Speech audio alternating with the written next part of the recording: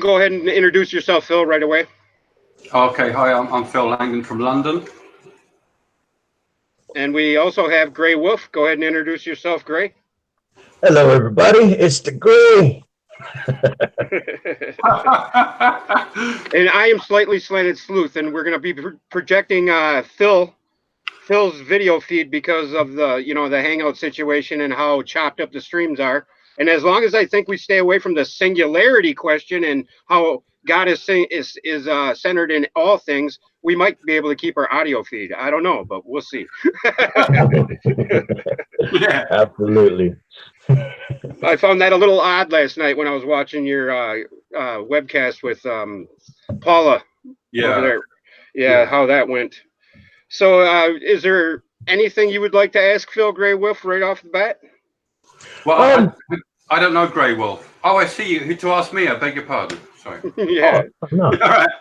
Actually, no, there's no questions. I just was really, when you talk, it's like listening to self. It's just really, it's good to see people like you. That part, like we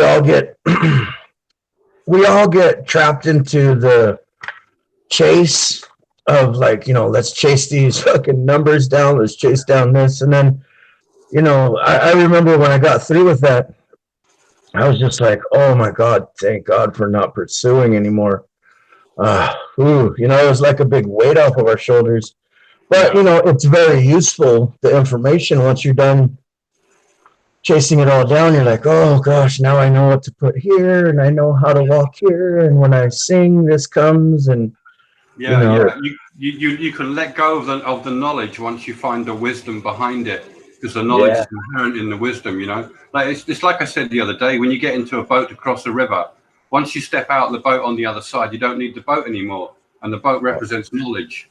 But once you step on the shore, you've got the spiritual wisdom, or the wisdom that incorporates that knowledge, so you don't have to carry it around with you in baggages all the time anymore, and you lose all the weight from your shoulders.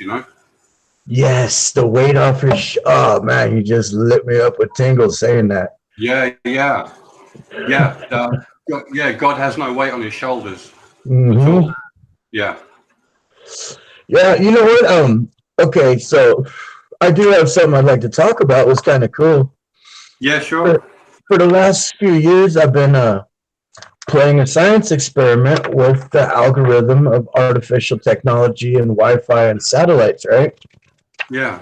And part of it was, meditating to the point where you leave your body and you enter your consciousness into their satellites and their, like that cube that they got. You enter your consciousness into there. You're making me... Sorry, dude, just to say, you're making me think of remote viewing. Is that right? Yeah, kind of, yeah. Well, I call it transferring consciousness because I don't know how to explain it. I've really looked for ways to explain it, but I can't. Right. Things I'll do, like when I go out into the nature, if there's a coyote, usually if I don't have anybody with me, there'll be a coyote, and it'll come up, and you meditate, and you leave your body, and your consciousness will transfer into that coyote, and you'll see what the coyote's wandering. Or like when I do it towards a star, you let your essence go to the star, and then now you're the star speaking to the body, only the body's retaining it, but you're the star. I don't know. That sounds shamanic, dude. That sounds what? Shamanic. Yeah, that's in my lineage, but I've never had as good a control as I've had lately. Wow. And the control came with like going, you know what? I've reached the top of the mountain. I am not studying one more thing.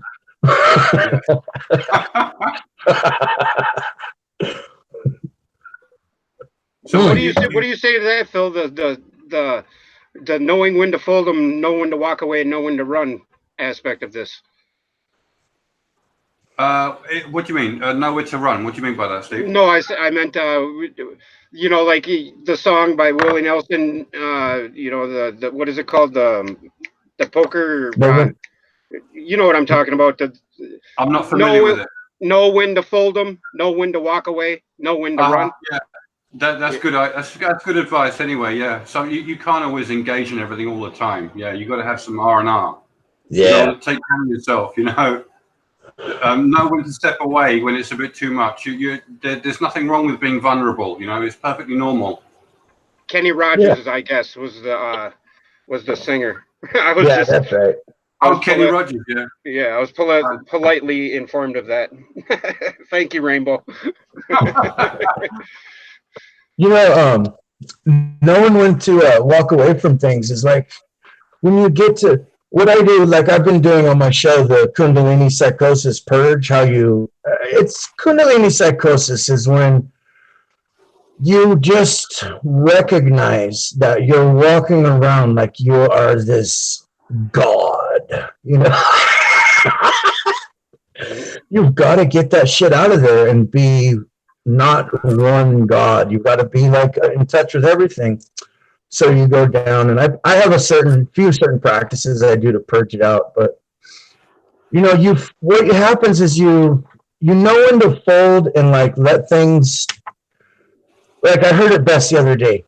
A great businessman puts his confidence in the people that he assigns responsibility to. So what you do is you get to a point where you're like tired of holding everything, like, oh, you know, I got to do reads for people. I've got to do this for this. I've got to go do this for nature. And you got to go, you know what, Source, I'm tired, man. Here, just hold this for me. And whatever comes is how it should be. And what that means is like, you'll get to the point where you know that even if what you say out of your mouth seems like psychobabble, you completely trust and believe that it was meant to be said and somebody out there needed that message, regardless if you knew who needed it or not.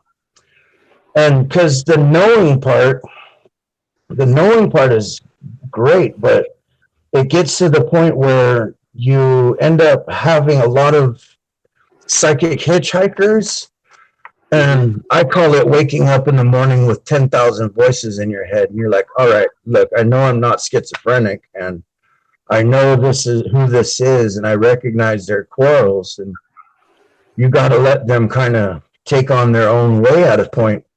So walking away is when you have the ability to see that you are partaking into too much of Source's plan.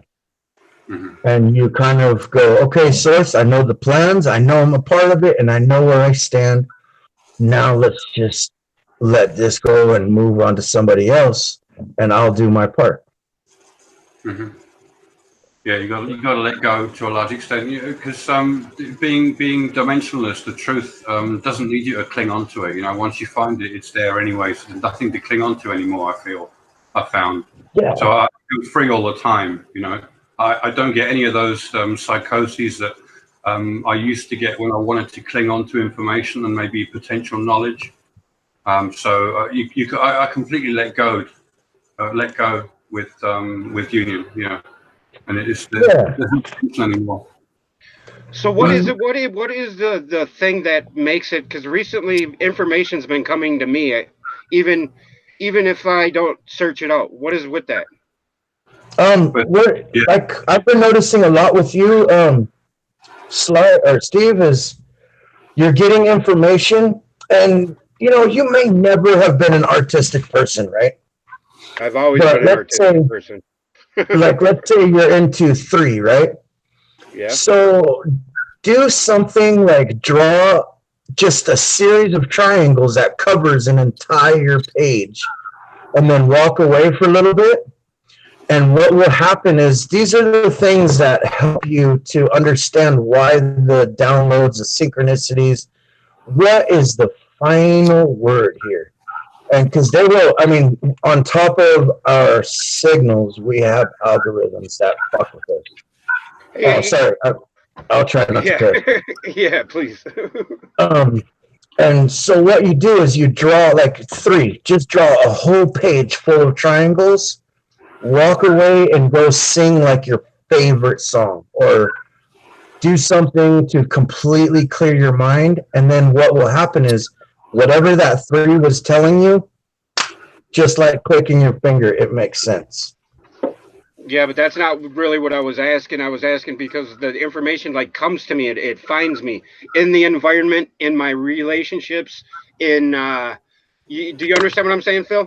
Mm-hmm. Mm-hmm. Do you know what's It's your already opinion on in it? you. Yeah, it's coming out of you. It's coming out of you. Yeah. It's coming out of me. Well, Don't forget, we all have our personal Akashic records with us. Yeah, we are our Akashic records while we live. You know what I mean? But all your memories from all your past lives are with you right now. And some of it comes out, some of it doesn't. It depends on the time. and if it continues to reoccur, like if it's in your family, okay, like let's say right now we're talking, right? And then you go to sit down and, I don't know, watch a movie with your family. And your family will be acting out the things that you're receiving. The movie you're watching will be, they may not be seeing it, but every word in the movie is about your message. That means you're ignoring something. You're not seeing something that's hindering you and damaging you. And there's a big, huge part of this that requires absolute silence, darkness, and mind silence. Now, I don't say dark like all the people are going to get afraid, like, oh, Lucifer and all that. No. I mean darkness, like sit in a dark room with a cool atmosphere, calming music, and clear your mind 100%. And what happens is you'll see exactly what you're not paying attention to. Because repetitive messages mean that you're not getting the actual message. You're getting an interpretation of what you think it is. And so it takes a little bit of, I recently tried DMT, even though I didn't want to. Everybody's like, oh, this is, I'm like, yeah, I could do that meditating. But so I tried it, right? And, you're dying. So sitting there trying to breathe and all that. And when I finally said, fuck it, I'm dead. Oh, sorry. I finally said, forget it, I'm dead. Everything just went to complete ease. And that has to do a lot with just silencing the mind and silencing the input. Like, also get away from devices that carry Wi-Fi for a little bit. Like, don't even take a GPS if you're going out in the forest or going out to a desert. Don't take your phone. Don't take a Walkman or a radio. Anything that picks up a signal, get away from that, because you'll find when you're trying to meditate, these algorithms that they've set into motion, they have a specific way of interrupting that feed that you're silencing. And so once you clear it out, you'll see what you've been missing. Otherwise, we start running around in circles, like really, really bad. So try that out. Cool, thanks. No problem. Yeah, I appreciate that. No problem. And, I don't say that to, I know some, like my family says that could sound really rude at times, people take, but I don't mean it as that. I mean it as, I want you to feel what we feel. Well, I think we is us, one, right? I mean, that's the point, isn't it? Yeah, because when I say we, like when I meditate and leave the body, we are, you're there. Warrior Queen's there. Milky Way's there. My family's there. People I never liked are there, only they're nice. We is in the whole. There's this whole other, you can't even call it geometry because it's so wildly beautiful and it changes ever so much. But you can see the silhouettes of the bodies and feel their waves of energy, and you'll be able to place like, oh, hey, Steve, how are you doing? And you'll get a wave back, and it'll be like, oh, I'm doing fine, John. Thanks for coming. And we're just like, we as everyone above. It's beautiful, really. It's really beautiful. Makes me just want to leave there right now.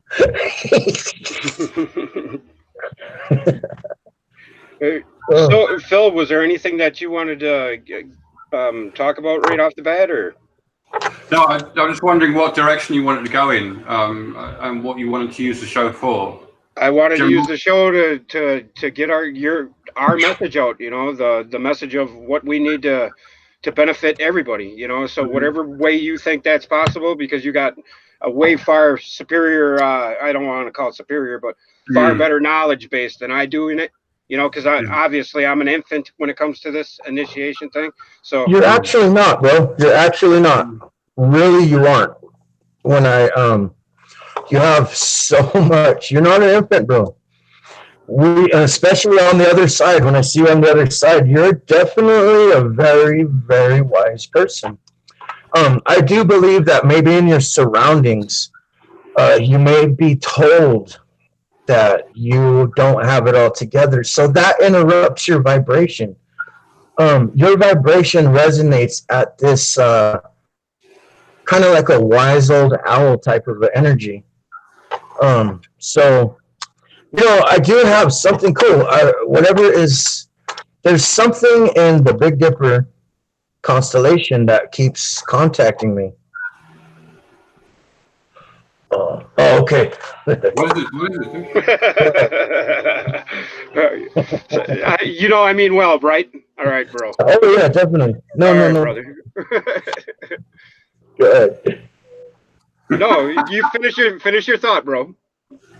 Oh, whatever they're saying from the Big Dipper constellation is like, you guys prepare to come home, and whatever that means, that's all we need to be doing right now. It's odd you say it's odd you said something about the Big Dipper, because I seen a program yesterday on it and it was weird, and when you said that, it kind of clicked for me. So yeah. Oh, cool. So what are you thinking, Phil? What should we cover first for people to keep them interested? You know, that's half the battle, isn't it? Is keeping people interested in the information or in their path. You know, I mean, because we're all here for that. I know what you mean, but it's not up to us. You know, it is up to each individual to do it for themselves. And anyone talking can only ever be a guide. You know, we're allowed to dismiss other people's words and information, and I have no vested interest in what I'm saying.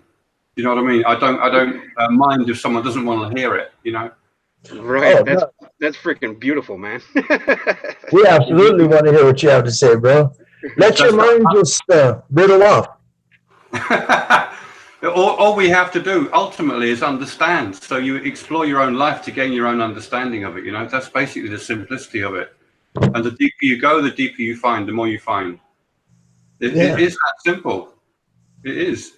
Unfortunately, in the world, there's so much information for people to get their heads around. They don't know what's useful and what's not anymore. Yes. Yeah? Absolutely. And there's probably a different trigger for every individual, right? Like for me, when you said the hero's journey, that triggered me, you know? Right. Most films are about transformation of a person. You know, movies, they have to have a transformation in the movie, which is basically the same as the hero's journey, which is nothing more than going from being born into a selfish environment and a selfish mentality with the lower chakras in play, and heading towards greater understanding that invites the higher chakras to come into play. Yeah, that's another way of talking about it as well.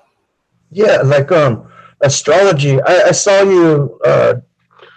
Okay, like the difference between Western astrology and Vedic is or ecliptic or lunar, whatever you want to call it. There's a few different Eastern astrologies. Western is who you are as a soul person.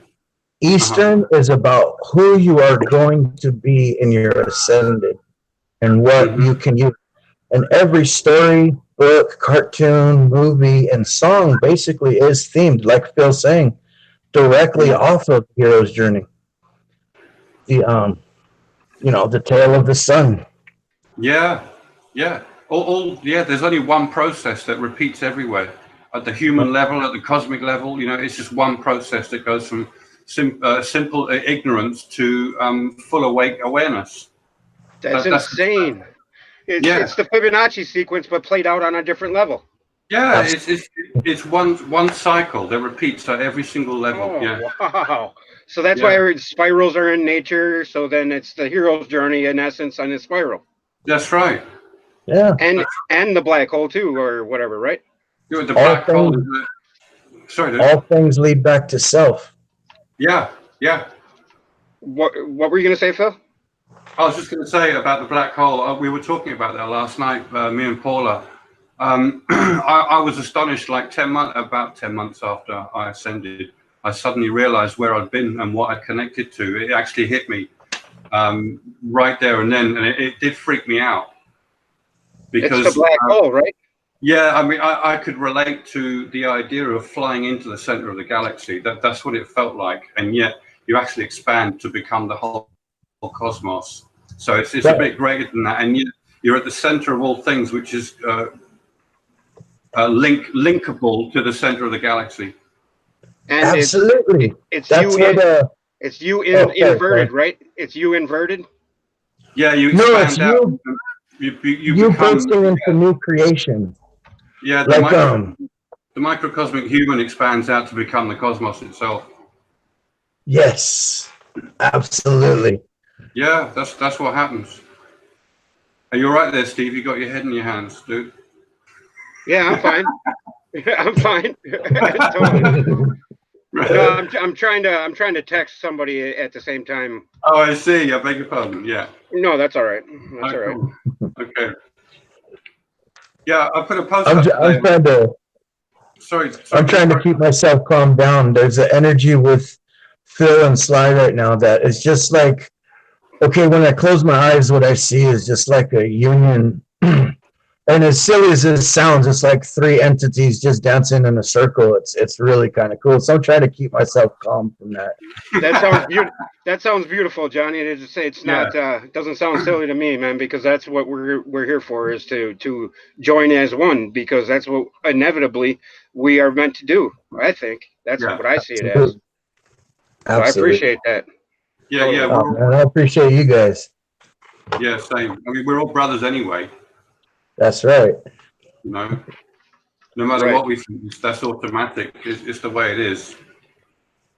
It's just a question of realizing it for each person, you know.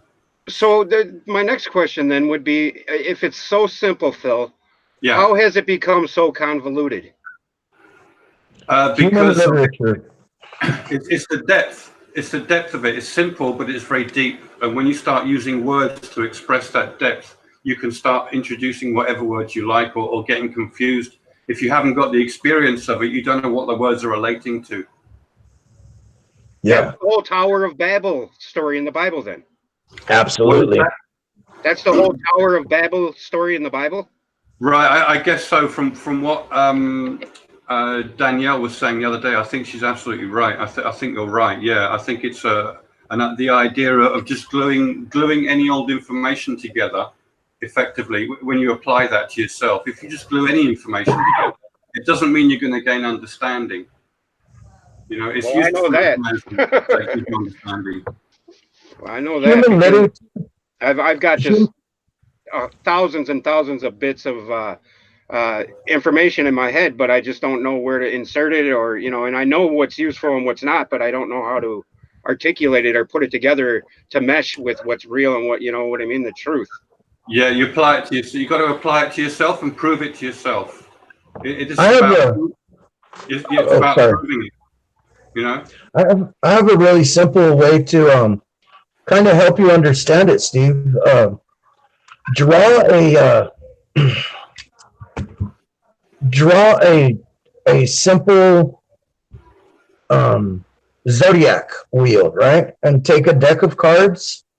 And in the deck of cards, you start with, well, I don't know if all decks are, because I always throw the definitions away from the deck of cards. But the tarot is based off of the hero's journey, but it's a psychological thing as well to help you learn, like the Emperor is Aries, and then there's two others that go to the Emperor, and then they move on to the Empress, and then the Hierophant. And when you really play with that, first off, lay out the cards in order, starting from Emperor to the Star card. and star would be the ending in Pisces. Mhm. And then really just kind of look at that, and all the information you've retained up to this point will start to make sense. And if you're new to tarot, just read through the deck as you're doing this, and then go around and do the outer realms, which would be the. I'll give you the pattern later when we get off here. My wife's right here. Hang on. Or go ahead, guys. What's up? Yeah, reading tarot is a very good way of assessing psychic information, you know, information about your psyche and your psychology. It's the old version of psychology, tarot. Yeah, absolutely. Yeah, it is. And it helps you take everything that you've been receiving, all your messages, when you simply just lay it out as the hero's journey. You'll see the tarot deck is the hero's journey on the astrology wheel.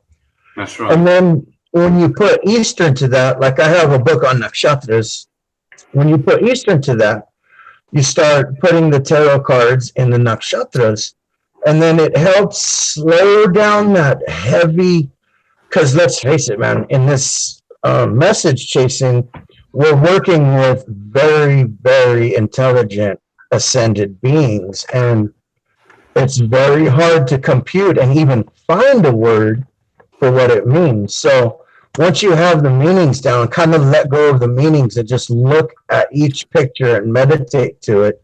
And you don't have to do the whole wheel in one night, but say you start one night and you lay the cards out and you meditate from Emperor to Hierophant.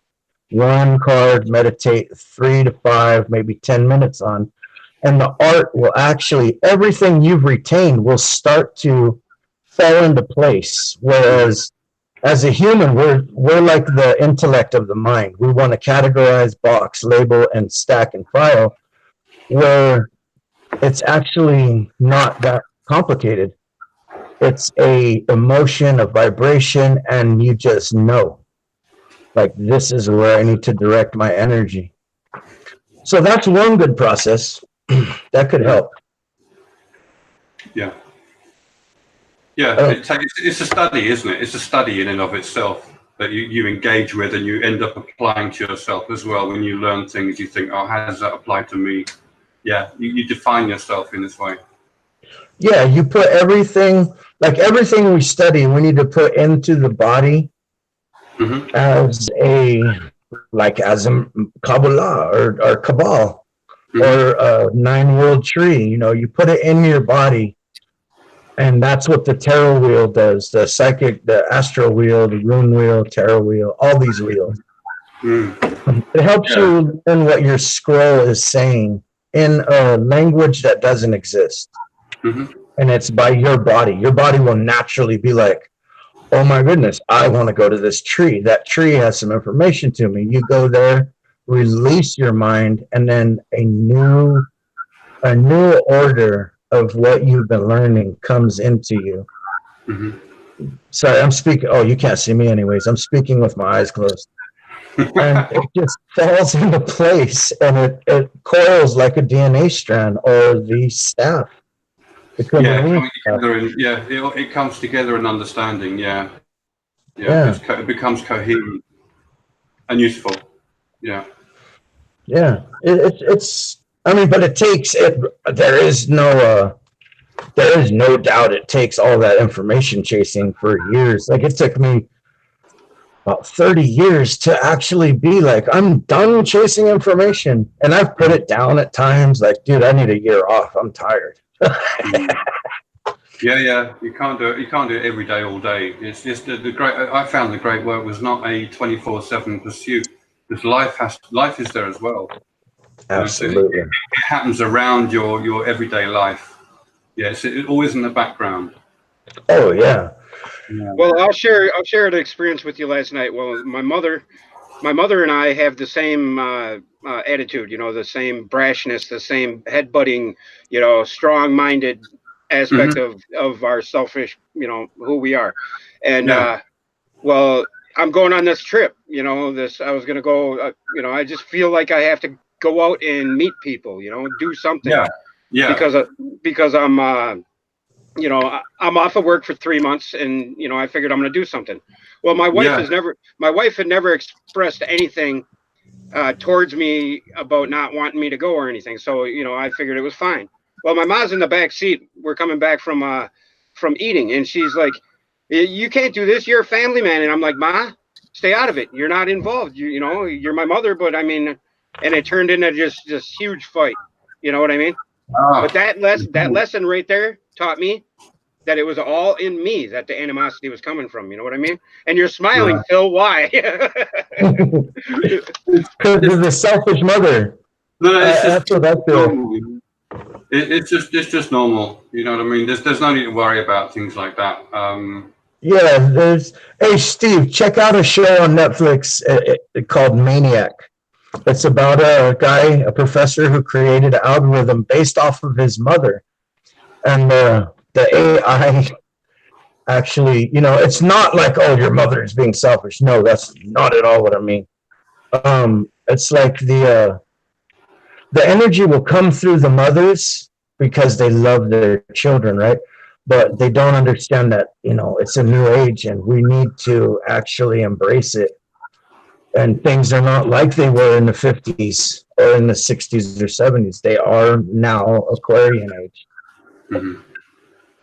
Yeah, values have changed somewhat. Yeah, focus in life has changed. Yeah.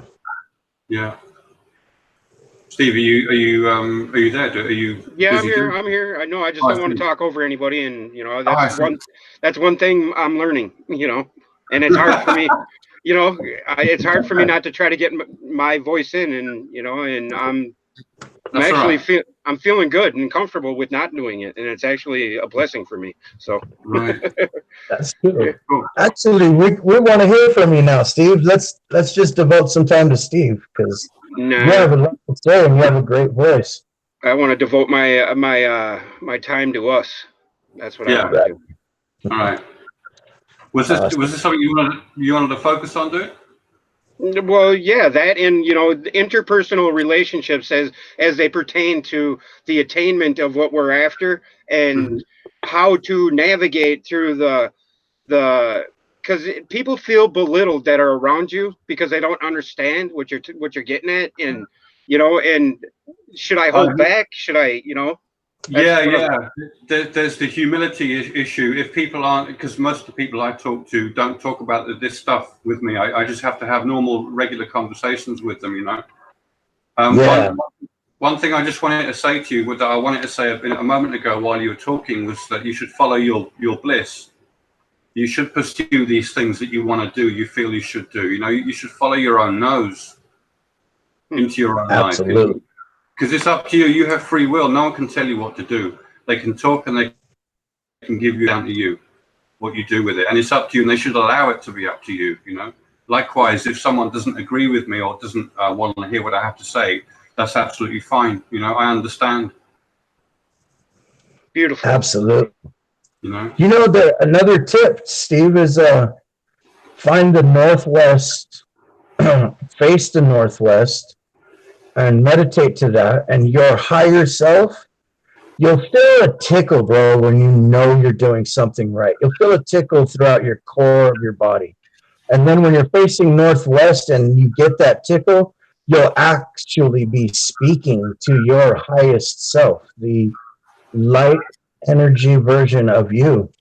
And it's just a good surefire way to, you know, gain some, I don't know, not confidence. What would be the word for, um, Comfort.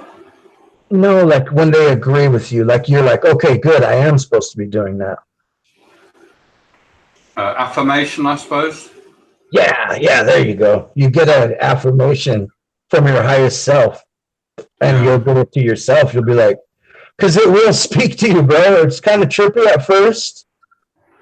Takes about 3 months to get used to, but Mhm. you'll be speaking to your highest self, and you'll be like, yeah, you know, remember this time when I set this in front of you, and you felt you weren't worthy of it, and you didn't grab it, and you'll be like, oh, you know, the total little boy syndrome. And It'll say, that's your gift, you know. The next time I set that in front of you, please, by all means, grab it. That's for yours. It's for the taking. And, you know, it's just a great way. It kind of sounds like you meditate a lot, dude. Oh, yeah. Yeah. I have no choice. Nobody else will talk to me about things like this. And when, like you said, Phil, nobody will. So my only choice in this matter is to go in the middle of the desert or go in the specific corners in my room and meditate to a clear mind and communicate directly with my spirit realm. Because when I try to communicate here, there's two things that happen. I completely lose everybody. Like they're like, huh? Ruggy? What? Or I completely get lost into a endless rabbit hole of information. And so I put my confidence in that the ascended selves. Well, we have a little situation in the chat room that I don't know what's going on, but you know, it's kind of I don't know. I hope it's not purposeful, but it's kind of Rainbow Warrior got blocked somehow, and I don't want that to happen. So our Rainbow Phoenix, you know, Paula. Yeah. And she's not saying anything wrong. I don't know what happened, but if she's hearing me, you know, please come back and whatever. I'm gonna. Okay, you're not hidden. You can still be here. I don't know what's going on, but sorry. I don't think it was purposeful. Yeah. I got blocked from her chat room too, so it happens. You know, some people don't agree with things, and that's why. No, it was an accident. It was an accident. Oh, okay. Yeah, that's what I want to get that through, that it was an accident. So sorry about that wrench in the system. It's kind of funny how it's a monkey wrench, and you know the wrenches are the ones that are regulating the chat, and you know even if an accident happens, some people get, you know, me, I've gotten ticked off into the past where I recently got kicked out of a group that I was a part of for 3 years, and it was all about sharing your mind and whatnot. And the second I shared my mind, I got blocked, and I got mad about it. You know. Oh. So. Yeah. And I'm done getting mad about things. Yeah. You just let it roll off your shoulders. I was actually blocked from her chat group when they were talking about Lucifer. And I believe it was because one of the admins might have been upset that I had chatted Lucifer, but so many people were afraid of the Lucifer in them that they were starting to fight, not everybody, but themselves. So by channeling it and saying, you know what, Lucifer is really just a veil breaker. He's like, hey, look, the things you see outside your eyes are what's inside your head. You're projecting. So break it. Oh, sorry, bud. You got to be careful as well. I just want to say you got to be careful when you talk to people and use certain expressions and phrases that make it seem like something else. So if you say to someone Lucifer is in them, you're just going to freak them out. Yeah. So I just avoid talking like that in the first place and explain what it is, so they find out what it is. Then you can talk about it because you've established what you're talking about with them. Do you know what I mean? Well, what I mean when I say that Lucifer is within somebody is Well, he knows what you mean. I think that's the point. He knows that the disassociation from label is what is needed, and when you use the label without the disassociation, people misconstrue what you mean because they automatically see the label before your meaning. Yeah, that's exactly right. Yeah. We'll call him occipital lobe. The occipital lobe is what we refract light from. Instead of scaring them, confuse the shit out of them, right? Instead of scaring everybody. That's what it is. It's the prism. It's the part of our brain that bounces the light off like a mirror and turns our eyes into the prism that we see. And it's the idea to look within for what you're afraid of, because it's all just a color scheme and it's just a light projection. But you know, I hear you. It's hard for me to find words It's always hard to find words, man. Always. Right? Yeah, it always is. You know, because as soon as you say one thing, there's all sorts of other questions to answer involved with that. And that happens a lot with these very simple spiritual statements. People jump to conclusions, ultra conclusions, by hearing one simple statement without filling out their understanding and relating it to that. It's like reading one sentence in the Bhagavad Gita without reading the whole Gita. Oh God, I love that book. Oh, You know? What is the word Gita? Because you said something the last time when you were spelling it for me, and I think you attached the word "new" word. The Bhagavad Gita is the book about a battlefield that has two sides prepared to fight with each other. But it's a metaphor for the battle between your psyche as an ego and the truth itself that is waiting for you to find it. That's what the whole book is about. So, and it's a discourse. It's a teaching lesson from your highest self to you directly about what the nature of reality as it is in very simple terms, and it does it perfectly. Bhagavad Gita. I can't fault a single word in it. you can't. It's like the intellect versus the soul. Yeah. Krishna versus, not Shiva, but Arjuna is the guy who's about to go into battle.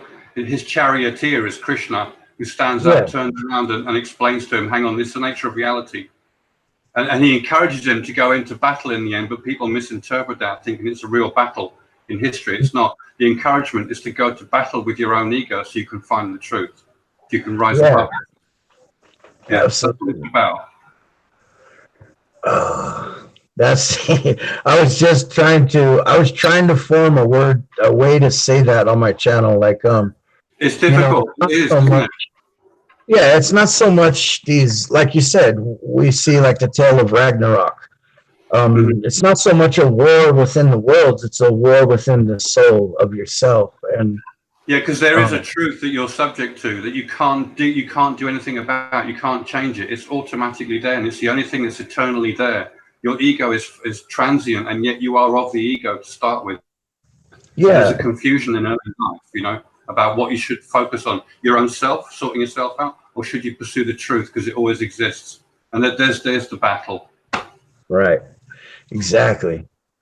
So it's like have you watched that where Atlantis? I forgot what I can't even think right now. The true place where I don't know how my video about Atlantis. Did you watch that, Phil? But today? No, not today's video. It was a couple days ago, I think. It was about the true location of Atlantis. No, I figured out that it's actually an allegory for our mind and our heart and our body. It's an allegory for our brain. There's a Tao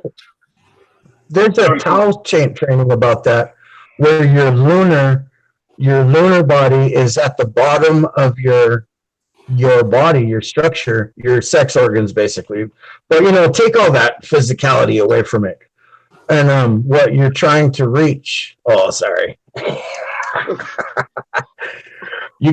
Atlantis is the lunar body at the bottom of your core, and you raise it up, and that's what gives you the luminance, your mind. But go ahead, Phil.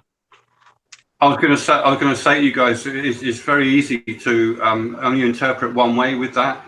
You can certainly interpret Atlantis as being the best of your mind, like an illuminated mind for sure. But you can also interpret it as relating to the old world in general. Because there used to be gods on planet Earth. People used to do this as a standard, and it is supposed to be the standard normal thing.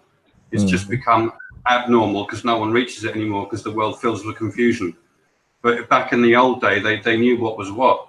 And when you know what's what already, it's very quick. It's much quicker to get there and more natural for most people to get there.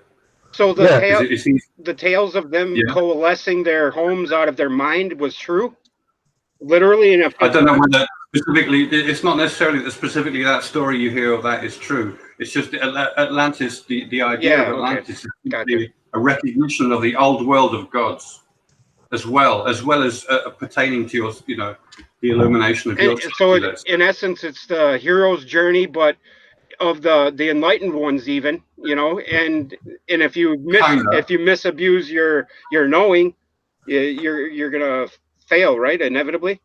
Well, I Yeah, guess. because oh, go ahead, go ahead. No, I was just going to say, I guess it's just a way of recording the idea of an idealized society and what it takes for that. Oh, Yeah, okay, look, gotcha. imagine it like this: like awakened individuals right now. Whatever after this world cycles, right? The next beings that come are going to see us and are going to go, "Oh, those are gods." I love it too, brother. They're going to say those are gods because they illuminated themselves, they enlightened themselves, they awoken themselves, and will be doing things that the next beings on this planet won't understand. So back then, like we had bigger humans because we had a very different atmospheric pressure. Plants were titanic, humans were gigantic, and they had different ways of doing things. Like the Anghung, you could actually move things with your mind by chanting Anghung. And so the humans that came at that point were looking at these giant beings moving things with their minds, and they're like, those are gods. And it's just a cycle. Like when, okay, let's just say, for instance, we have this cataclysm, right? And after this cataclysm, a new species of human is evolved because they have to adapt. So as they're born and they're seeing people like walk around with these glows about them, you know, because the auras, you know, we have our auras. And they see us doing things like manifesting realities. And they're still at the primitive state of their evolution. They're just beginning. They're like, those are the gods.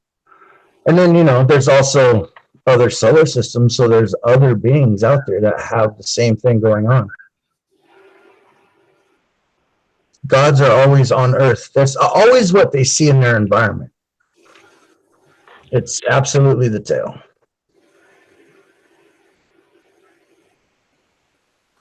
Hello? Yeah, no, this right here is what it's supposed to be. Peace and silence. Right? Yeah. Right? Don't forget, we will get back to that. Yeah, we will get back to that. All it takes is for more people to get there, and then it becomes normal and natural to recognize and see that their state of mind is a good state of mind, and they're worth listening to. Yeah, it's just a question of time. So Sorry? you're. I'm sorry, I didn't mean to cut you off. No. It brings us to the 100th monkey effect. You can think of that. Yeah, we affect each other's what do you call it? The collective subconscious or collective unconscious of the planet, as it were. We're all connected anyway. You know, we affect each other with just the things we find out. Other people can find out the same thing through I think, is it the 100th monkey principle? When this monkey here finds something, learns something, another one around the other side of the world who had no physical contact learns it as well. Precisely. Yeah. It does work like that, I think. Yeah. That's normal. And then that goes right back to the center of all things, right? If you find the center of all things, then other people should be able to find it easier because that presence exists in the same zone that they are, it seems, by that principle, the 100th monkey. So that circle symbol with that dot in the middle is the center of all things. Yeah, that represents the idea that you have found the center of all things, yeah, because you're the one in the center looking out at the big circle around you as your greatest self. So you come from the greatest self to become the dot, so you can see your greatest self and know it. That's incredible, man, because I've been thinking my whole search here that the key is in the symbols, and it surely is. It is, yeah. That's the right. key is in the symbols, but your neurons fire inside your brain to create those symbols. And then what fires in your brain manifests in your reality. So, and again, we'll just go back to meditation. I mean, it's one of the, half of this work, no, 40% of this work is information. The rest would be diving within and silence, and then you'll see your neurons fire, and they'll make all these geometrical shapes for you, like the dodecahedron, the tetrahedron.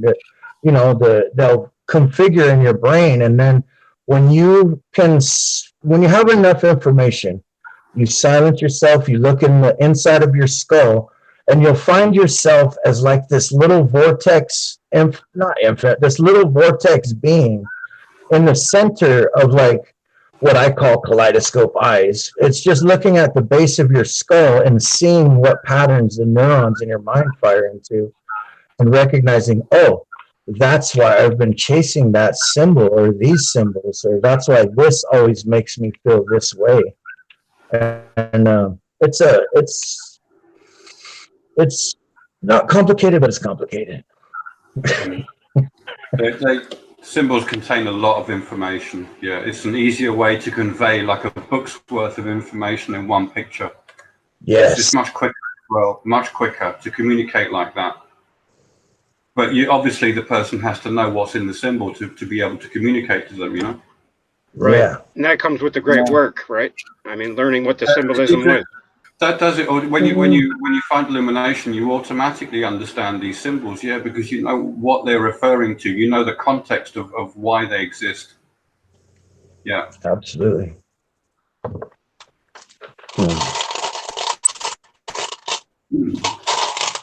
Okay. But the the symbolism and the convoluted nonsense that we've attached to that symbolism, really the labels we put on them symbols, how did we get to that point? You know what I mean? People want to understand. If they don't have access to the information that allows them to understand, they'll try and create it themselves, because nobody wants to be in a state of ignorance, you know. So they will jump to conclusions. We're a highly the only problem. Being. Sorry, dude, I just wanted to finish by saying the only problem with doing that is when we emotionally invest in these opinions. You don't have to involve your emotions in some construct of thought you might have. It's just a construct of thought. It doesn't matter if someone attacks it. You know, it's got nothing to do with you. It's just an idea. But religious people, for instance, they attach themselves to the ideas that they form, and there's no need to do that, because the truth doesn't need your emotional attachment for it to be true. It's already true. So you can relax. It's like the sort of pack leader. You know, the truth is a pack leader of any being in the cosmos. You can relax because the truth is in charge. Nice. That was just what we needed to hear right there. You know, is relax. Yeah, exactly. You can relax and find out proper information and do your thinking. It helps to be relaxed. I think Gray Wolf was saying that he does a lot of meditation because it really helps you to remember, you know, the relaxation thing as well. It calms your mind so you can think clearly. Right, and I think what you just described with the attaching emotional stock into what you believe is how we're creating the division in our planet and in our world, because we dig our heels in on what we believe, right? Yeah, that's right. That's right. We defend a position that may not be defendable. Yeah, and we take it personally. There's no need to do that. That's all. You don't have to. You don't have to know everything as well. You know. No. People think that other people will look at them as less than they are if they can't answer every question, or they don't know everything there is to know. But no one's in that position. Nobody knows everything about everything. You know. So absolutely not. Yeah. The more people try to think they know, you actually are losing what you know. Like we were saying, relax. I've been meditating to lemongrass oil and facing northwest with my eyes closed this whole time. So it comes out as just like my meditative mind. But yeah, once you actually realize that you don't know a damn thing, you could just put an idea on it. That's when the transformation and truth actually comes through. Yeah, and I was going to say something. What was it? Oh, no, I've just lost that thread. It'll come back. Let's take a meditative moment real quick. Say again? Let's take a meditative moment real quick. Just breathe in through your nose. Phil, did you find information through meditation too, or I mean? Yeah, it's normal when you calm down and stop thinking about the stuff in your life and just start pursuing, encourage your own understanding by looking at things in your mind. You automatically start understanding anyway. It's a natural thing to do, you know. Absolutely. It is natural. Everyone does it to some extent anyway. Then heard I the voice, hear thou and understand. The flame is the source of all things, containing all things in potentiality. The order that sent forth light is the word, and from the word comes Yeah. life. Yeah, that's the light. Yeah, that's the logos, otherwise known as the light. Nice. See, the Emerald Tablets is like that for me, man. I'll open up the book when I have a question, and it'll land right on what I need to hear. Right. Yeah. Yeah. They are true. Yeah. That's what information should be, is not so much study, but hey, Source, I have a question for you. Do you mind? You have a second, and you grab whatever book's close to you, like I've got the Sanskrit dictionary, and you just, Source, I got a question. And it says hindrance, distress, yet praise. The word is parishti. Basically sums it up into relax, meditate, and let be what be. How about the whole Watchers and the fallen angels? Could you touch on that a bit, Phil? Right. Well, when you say watchers, to me that automatically conjures the overseers or guardians in the cosmos. You know, the cosmic gardeners. That's immediately what that makes me think of. See, it's the same situation in the cosmos with a planet as you have with a school and teachers maybe. So teachers look after their pupils. Yeah. So burgeoning, we're all burgeoning angels on a planet. We're learning how to reconnect with our true self. And when you do, you become an angel, so you don't need to be on the planet anymore. And you become a cosmic gardener. You become a guardian yourself, so you become a watcher. And they're watching not as Big Brother, but just to make sure that we don't destroy ourselves. Absolutely. They don't want to bring you home with all this human ideas. They want to bring you home in pure peace and pure light of yourself. I think they want you to find your true self, to become one with them as well. You know? When I see Phil talk, this is what I right here. Be thou not profound, O man, in thy wisdom. Discourse with the ignorant as well as the wise. If one comes to thee full of knowledge, listen and heed, for wisdom is all.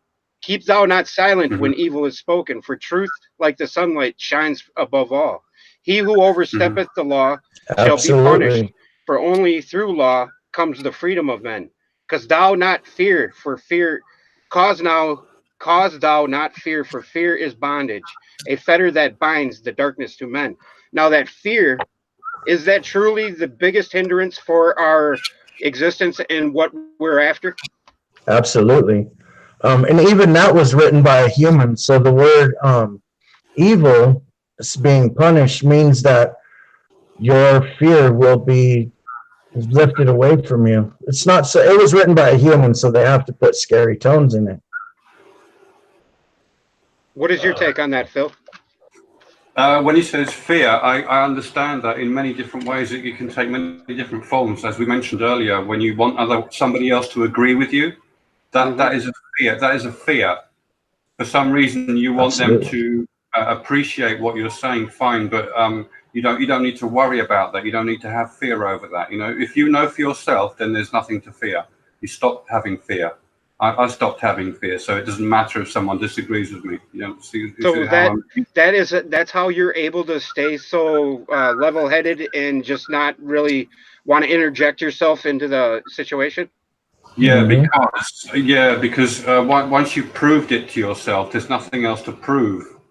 So if somebody says that you are in error, you simply know that they are in error. But you don't have to fight them over it. It's just their opinion. You know, they might still be living in their own ego. And then you take, like, when you're not in fear, you can take contradicting influences and intertwine them, and they become harmonious. So it's fear is just a limitation of mind.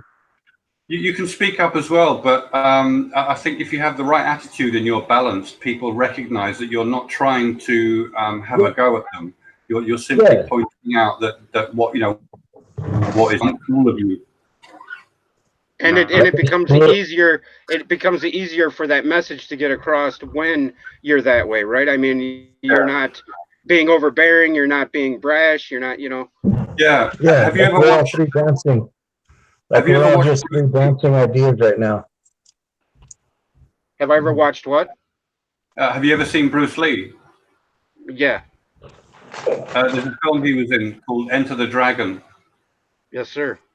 Do you remember it? When he's on a boat on the way to the island, a New Zealand guy is a bully on the boat, and he starts throwing people around, and he challenges Bruce Lee.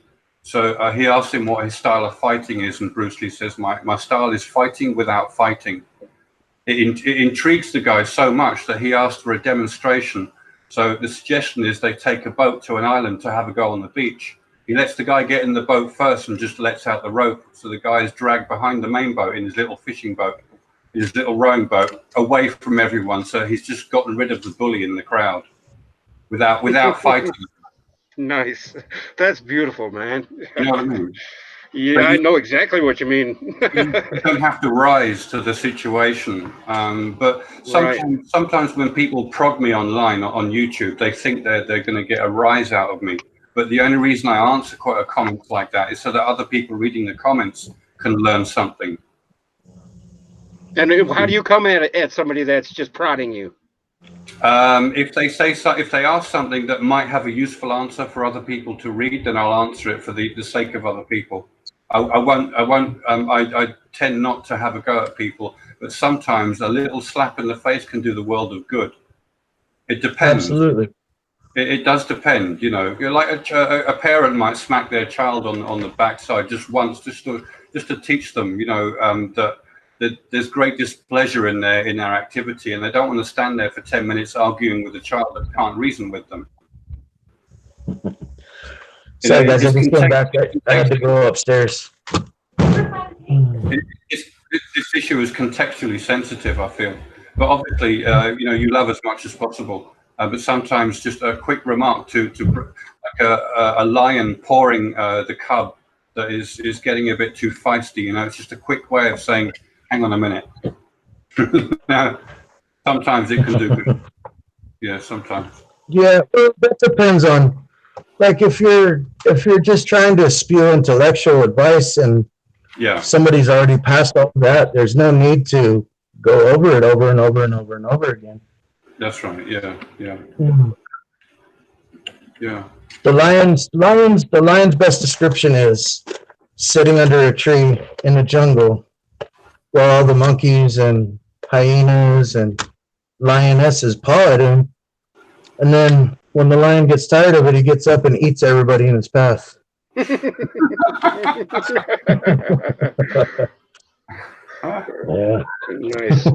Nice. So yeah, you were saying about the watchers. Yeah, the watchers. There you go. Now, what I'm talking about is people when they hear that they attach this. They're watching us to make sure that we're in line. Is that the case? No. It's guardianship. It's like teachers in a school. You don't want pupils in the school by themselves. They have to be taught by somebody. Yeah. True. So someone has to have authority. Yeah. Someone has to have authority, but that authority must be true authority. It can't be pretend authority. It can't be a stewardship. It has to be a true kingship. Yeah, but pretend, when we say the word pretend is not, it's all in someone's idea of what pretend. So like the words in the schools, most schools are all pretend because it's all just intellectualized things that keep you off of your higher self's path. Like they want to keep you chasing these numbers and chasing these words and chasing these literatures. And then when you're, every student, like after 30 years, like I said, after 30 years, I said, you know what? There is no need to study further. So, but definitely, like people should, a school, like, you should be your own school as well as informative information from others, but never cling to what they say so needy that you have no idea of your own view. Yeah. I mean, I feel that in school you only learn what is necessary to get you a job. That seems to be the purpose of normal school on earth. That there's no hermeticism anymore. There's no looking for the truth anymore. What is truth? Well, the truth is the singular understanding that all is one. Oh, there's another thing that I wanted to address. Yeah. How everybody says you have your own truth. Now, that is relative, but there is only one truth, right? Yes. There is only one truth. Of course. So that's just a contrived notion just to voice your own opinion, right? Well, the only one truth is the consciousness of it all. The many, many forms of truth that we try to write is really, all right. The only one truth is to find the flow. Right. After the wisdom. Nice. After the wisdom comes flow. Yes, and I know the people I'm talking to right now are wise beyond me, and I appreciate it very much. You're just as wise. You're just as wise, brother. Yes, I appreciate that, but I don't want to. I don't know. I know. In the past I've injected what I believe to the point where I push people away. You know what I mean? Mm-hmm. Yeah, that's the surroundings. That happens here too. That's when I started cutting off from. If everybody in my family was so busy and caught up in the monkey wheel, the monkey trap, then I would just simply go out in the desert and talk to my plants, because there's no time for all that. Especially now, we've got things coming towards us. The world is moving, the North Pole's in Siberia and the North Pole. Things are happening. We're changing, we're evolving. So if they're stuck in the monkey trap, leave them there and find your own time and let yourself be inserted in the monkey trap as you decide, when you see fit. It comes with the surroundings. I have to constantly take myself out of the loop and go find a center circle in silence, the consciousness. And it helps, because then I can go and crack through books for like 2 weeks and understand 2 years worth of teachings that I forgot. Or, like I said, I've forgotten more things than most people will ever learn. And I'm fine with that. Sorry, I'm like, I've been meditating this whole time with lemongrass, so I'm kind of in my own cloud right now. It's all good, bro. It's all good. But yeah, the watch. What were you gonna say about the Watchers, Phil? I've lost my train of thought. But about how people. I asked you about how people attach the whole concept of their. Oh, you did answer their guardian. Like, yeah, okay. No, it's not. It's not like that at all. You're not going to say that about your own child, are you? I mean, if your child complains that the adults are around, that's what you've got there. That's all. God, you got just such a beautiful way of saying things, man. That's incredible, dude. I'm blown away by that. In the spiritual path, what you're chasing is your child self, your joyous self. And the adults are really just cranky, uptight, and stuffed in a closet. They're just trying to remind you that there's a truth outside of your own wishes. Personally. Yeah, like if you think I want to fly, but you can't. Well, the truth is you can't, because you don't have wings. So it's simply a question of accepting what there is. It's a question of being honest with yourself as well about what there is. Absolutely, you can't fly in this form. No, I drink 5 Red Bulls. I don't get wings. No, absolutely not. You'll be thinking too much. You got to leave this plane of existence to fly. You can't fly here. Mm-hmm. Nice. Very nice. So yeah, which brings me to um, I think I think what the biggest thing I can bring from I don't know. I'm just in awe at how Phil can just be, you know. Yeah. And how do you what's the best piece of advice, Phil, that you could give for somebody to just be in the now, like you know? Yeah, look to understand. Yeah, just look to understand. Study the outside world, think about it. Study the inside world of your psyche, think about it. Where do they connect? What is the nature of all these things? That's all I did. I just looked. I just wanted to understand what the natural function of a human being is on a planet. What does that mean? What is it? Does it have any meaning or does it not? That's all I was looking for in the first place. That simple answer. What is my function as a human being? What can I do? Find your soul joy. Your soul joy is your soul desire. Yeah. What is the point of being here? For instance, on a planet, what am I doing here?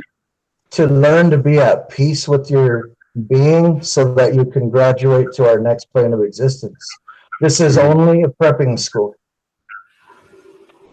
So being honest with yourself, Phil, is that entail following your um Don't love? worry. It means don't worry about opinions.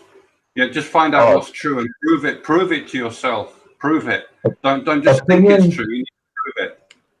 opinions are like buttholes. Everybody's got one. So let their opinions be their opinions. Find your soul. And that's where you'll find the meaning to your life. Because the meaning of life in general is meaningless. The meaning of your life is what matters. Your soul, your joy, your happiness, your ability to be a cartoon character or be a professor. It's you. You are the purpose of this life. We are the world. We We are are the children. okay now. So it's that simple, Phil. Just finding the center of your true self, and Well, like you said, you look to understand. All it is reaching for understanding. When you understand by thinking about things, understanding basically takes place in your heart. It said because it manifests in your. It changes your attitude from selfish to selfless. So there's the heart manifesting. The heart is what understands. In a Yeah. sense. Yeah. So when your heart understands and you become selfless, it attracts your true self to you.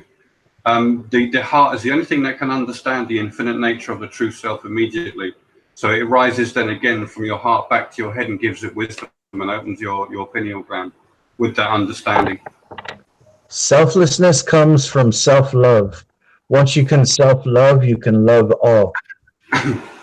Yeah, understanding is what brings everything about. So that involves your contemplative engagement. You need to think about stuff.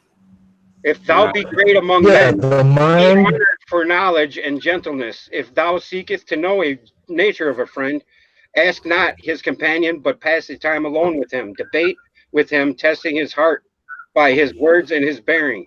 That which goeth into the Absolutely. storehouse must come forth, and the things that are thine must be shared with a friend. Knowledge is Mhm. regarded by the fool as ignorance, and the things that are profitable are to him hurtful. He liveth in death, it is therefore his food. What does that last phrase mean, Phil? He liveth in death, therefore that's his food. Yeah, the knowledge is regarded by a fool as ignorance, and the things that are profitable are to him hurtful.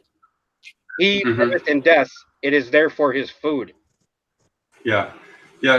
Those who live in physical life for enjoyment only and don't look for any understanding, go round and round from one life to the next. They recycle, so they find nothing but death all the time. So they live in death. Oh wow! You just made me eat my tail. You know what the whole Ouroboros thing. It's the same. You'll hear the same thing in the Upanishads. Yeah, you're Which is that there are two paths for the soul. One is basically enjoyment and indulgence, and the other is truth. there's Whoever actually, looks for, there's actually whoever looks three souls to a body. The mind and the lower soul above the navel. They work together like a pyramid or a triangle to put on a projection for what the soul wants to be on this earth. Like the soul, you can picture as, like you said, the enjoyable. Fool represents carelessness and joy. So when you see the intellectual mind working with the hard-working soul of the lower navel, they're working together. Like the lower self creates your world, like it will build things in your life, it will create things. The mind will send the lower self the ideas, and they're putting on like a projection screen for the soul to enjoy.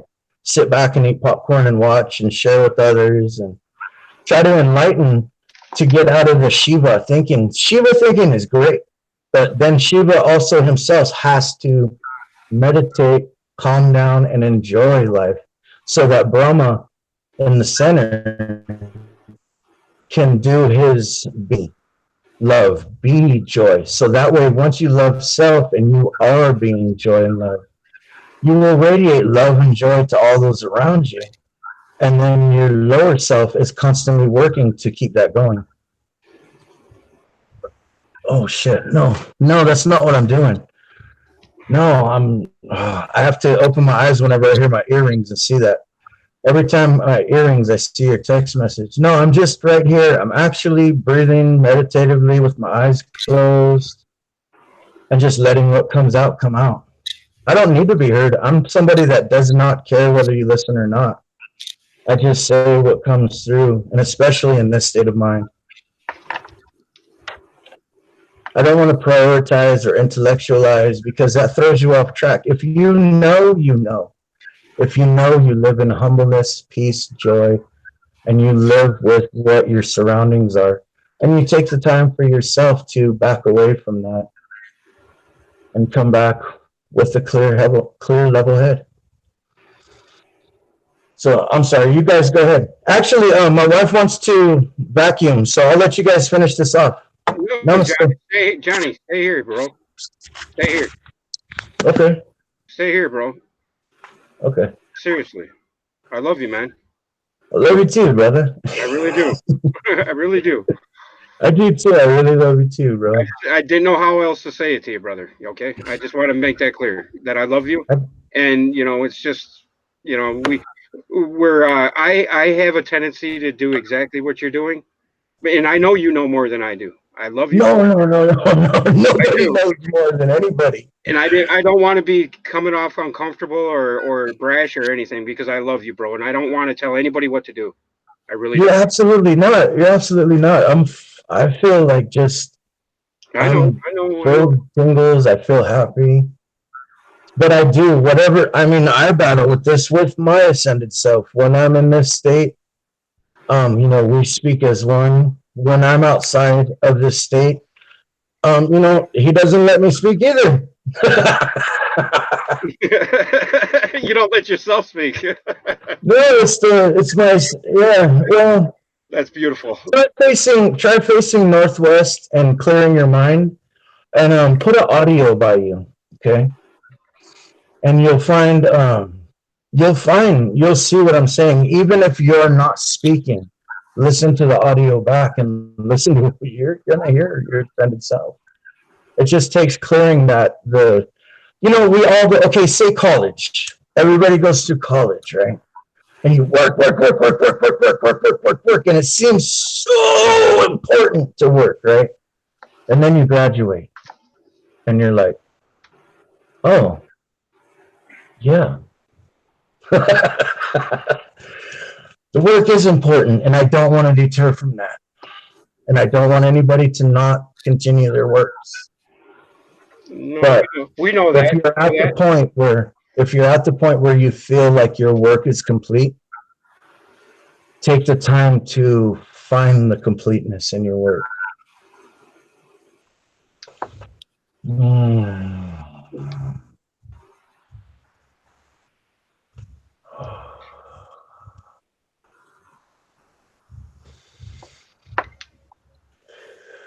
We're going home, people.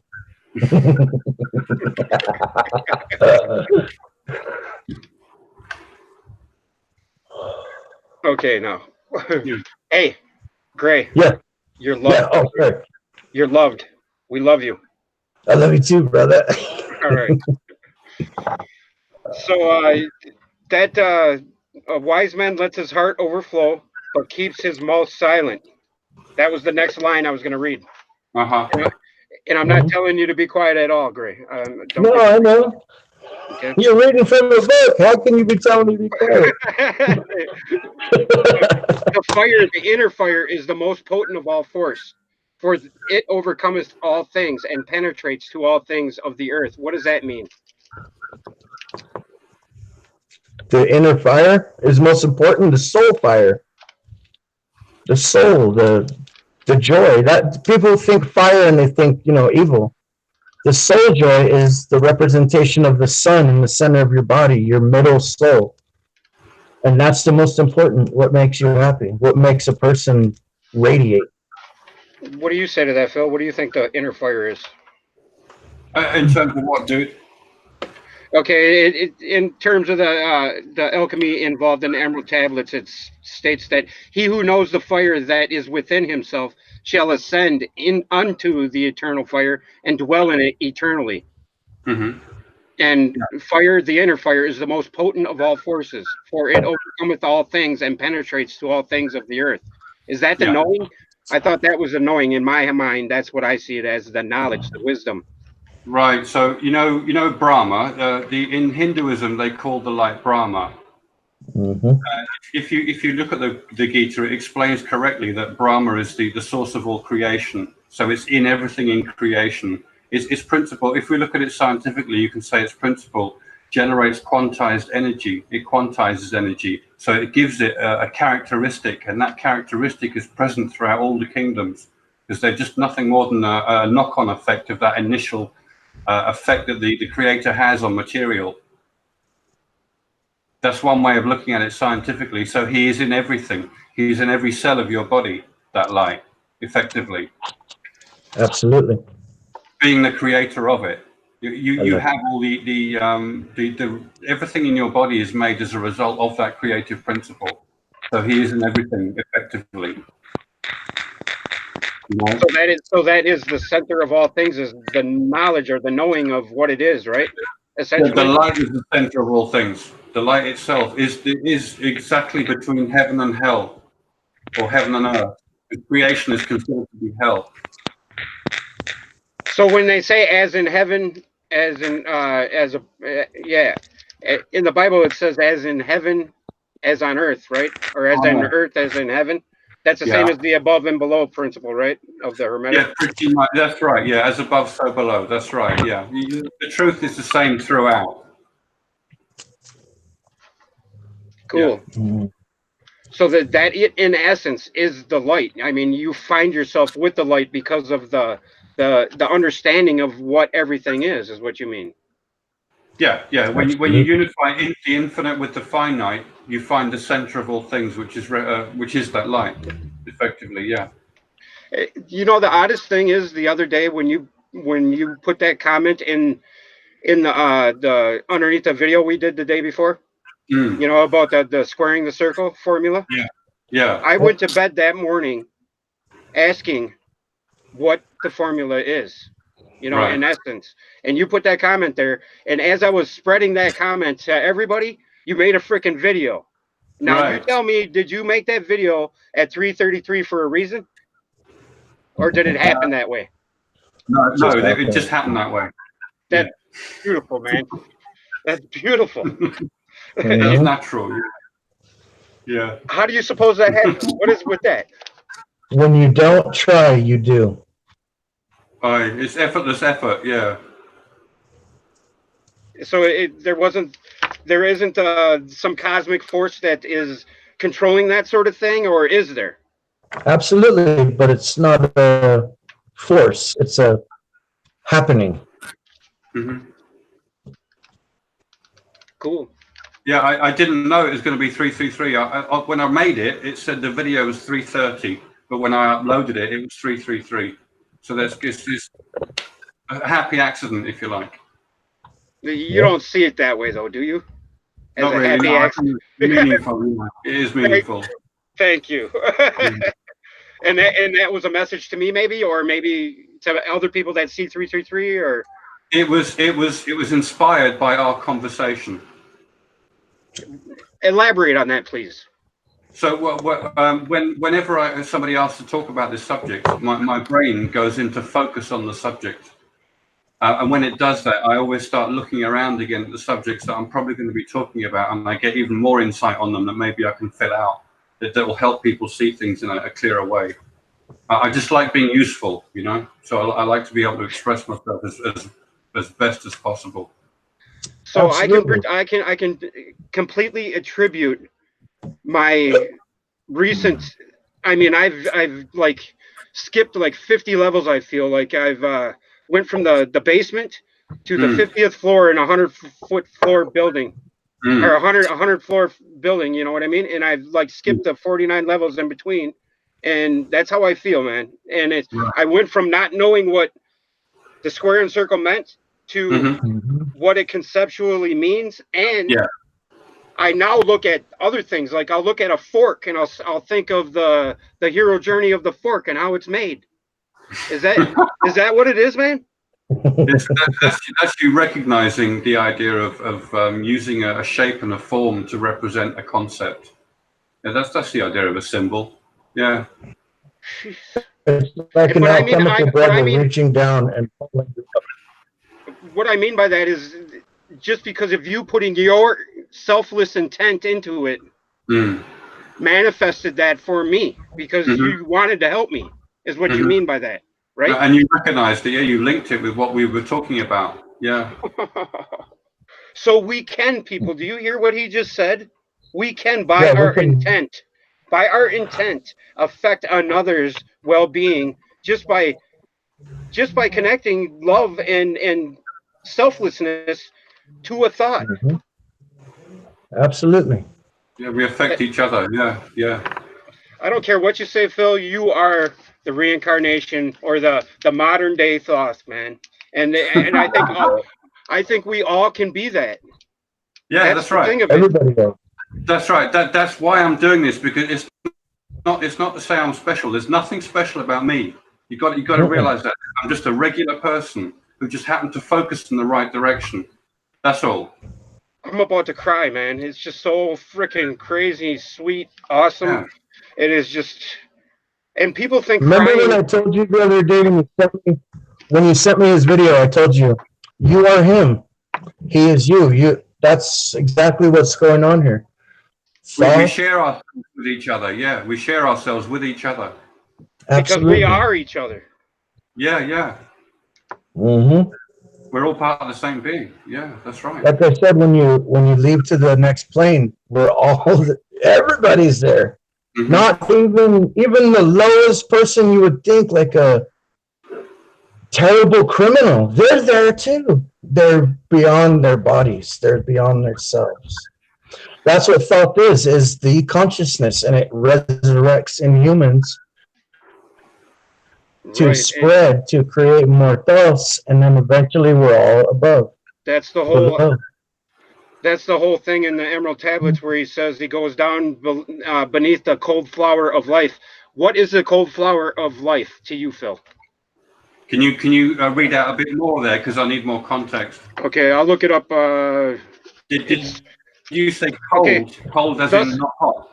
Cold, yeah, cold flower of life. Cold, okay. He sets himself down for 1 day out of 7 or 100 years out of 1,000, and to renew his body to under the cold flower of life to ascend again amongst men. Right. So the human form. Reference to coldness there is a reference to the indifference of the physical manifestation. It's indifferent, so it's cold. So do we as individuals have to lose our emotion? No, not at all. No. You have to learn how to control it. Feel the emotion. We have to learn how to control it, or what? Is that it? Well, you end up controlling yourself anyway, naturally. You don't have to force these things. All these things come naturally as a result of your understanding. So if you look for understanding, you will naturally get better and better. Absolutely. Yeah, you don't need to force anything. You'll naturally just be your emotions more than you are your prioritizing. Yeah, you still have emotions. You have all the gamut of the human thing, even after illumination. It doesn't matter. But there's nothing wrong with emotions. It's natural. It's okay. And it's okay to be upset as well. Being honest with yourself, sometimes you get upset about things because you have compassion as well. Because we're in the cold form of bodies. Yeah, the coldness is I see that as the indifference. The fact that physical stuff doesn't give a damn about you, A car will not care.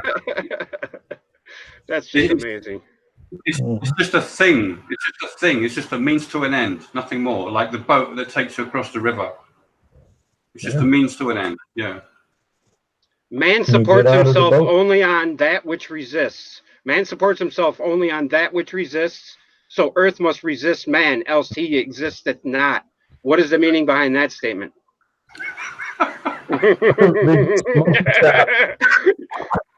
It means resist the monkey trap. Don't be so caught up in the I want to know why he's laughing like that. I've never invoked that sort of just straight up laughter out of him before. I've cracked some little jokes and seen him chuckle, but not like that. Because it's the language it uses. It's trying to be really, really succinct and contain a lot of information in a short amount of words. I've noticed myself trying to do that as well. Yes, absolutely. That's the training you were speaking of. Yeah, to be able to do that. And I'm getting better and better at it. You'd have to read it out again because there was a bit too much there. I was trying to, if you read it a bit slower towards the end, because the language is convoluted. Man supports himself only on that which resists. So earth must resist man, else he existeth not. Earth must resist man. What comes after? What comes after? All eyes do not see with the same vision, for to one an object appears of one form and color, and to a different eye of another. So also the infinite fire changing from color to color is never the same from day to day. Right, so that's a reference to your coloring things with your opinions, because every day you wake up, you're going to be thinking different things and having a different opinion on things. And wow. The more time goes on, you develop that into the truth rather than just having opinions or questionings. Yeah. Formlessness. So that's reference to me being waking in the morning with the answer and going to bed at night with my brain in my lap and drooling on myself. Absolutely. Kind of. But all he's doing is pointing out that we have a difference of opinion every single day. Like a week later, you might not be the same person you were last week because you've learned something that has developed your understanding beyond where you were last week. Perfect. So it simply changes until you get there. Then you have the start of the end of ignorance, and then you start really learning. I've learned more since illumination than all the years before it.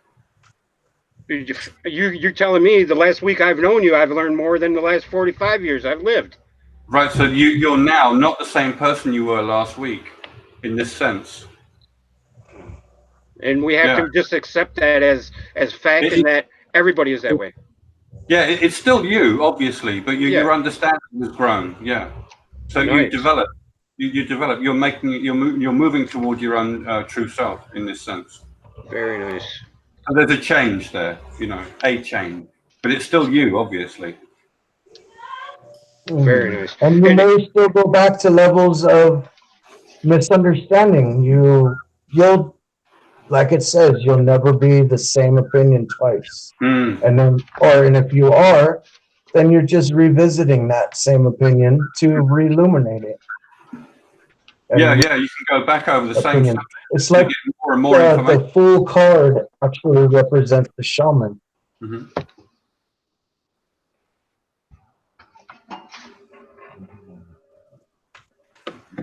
That's why the Fool card represents 0, because it's the 13th house of the zodiac, which makes a person free and formless to multiple opinions, yet still be the 0, the form of the 0.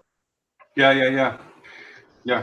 And the right now we're fighting an uphill battle, especially because all of a sudden leak project of 600,000 people following them. is doing a podcast, and all of a sudden we drop from 30 people to 20 people watching our message. Now, my point is how do we get through? How do we break through that? Because to be honest with you, most of the stuff on the internet, and I'm not just saying on Leak Project, is a bunch of stuff that is worthless to us, right? I mean, Right. Absolutely. this to me is, but I mean, to everybody that is going to be different. But how do we get? What is the way? The key to?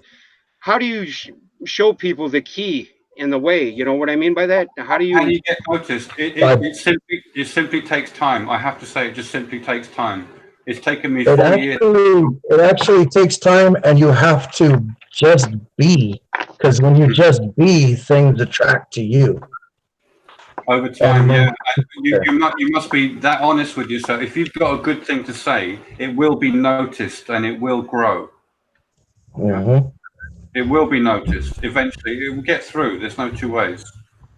Mhm. And I wanted just to ask one person that's in chat. He showed me a video because I think he was fearful of the light. To be honest with you, I think he's fearful that it's because right now on the internet in a lot of circles, people are saying don't go to the light because the light is a trap and this and that and this and that.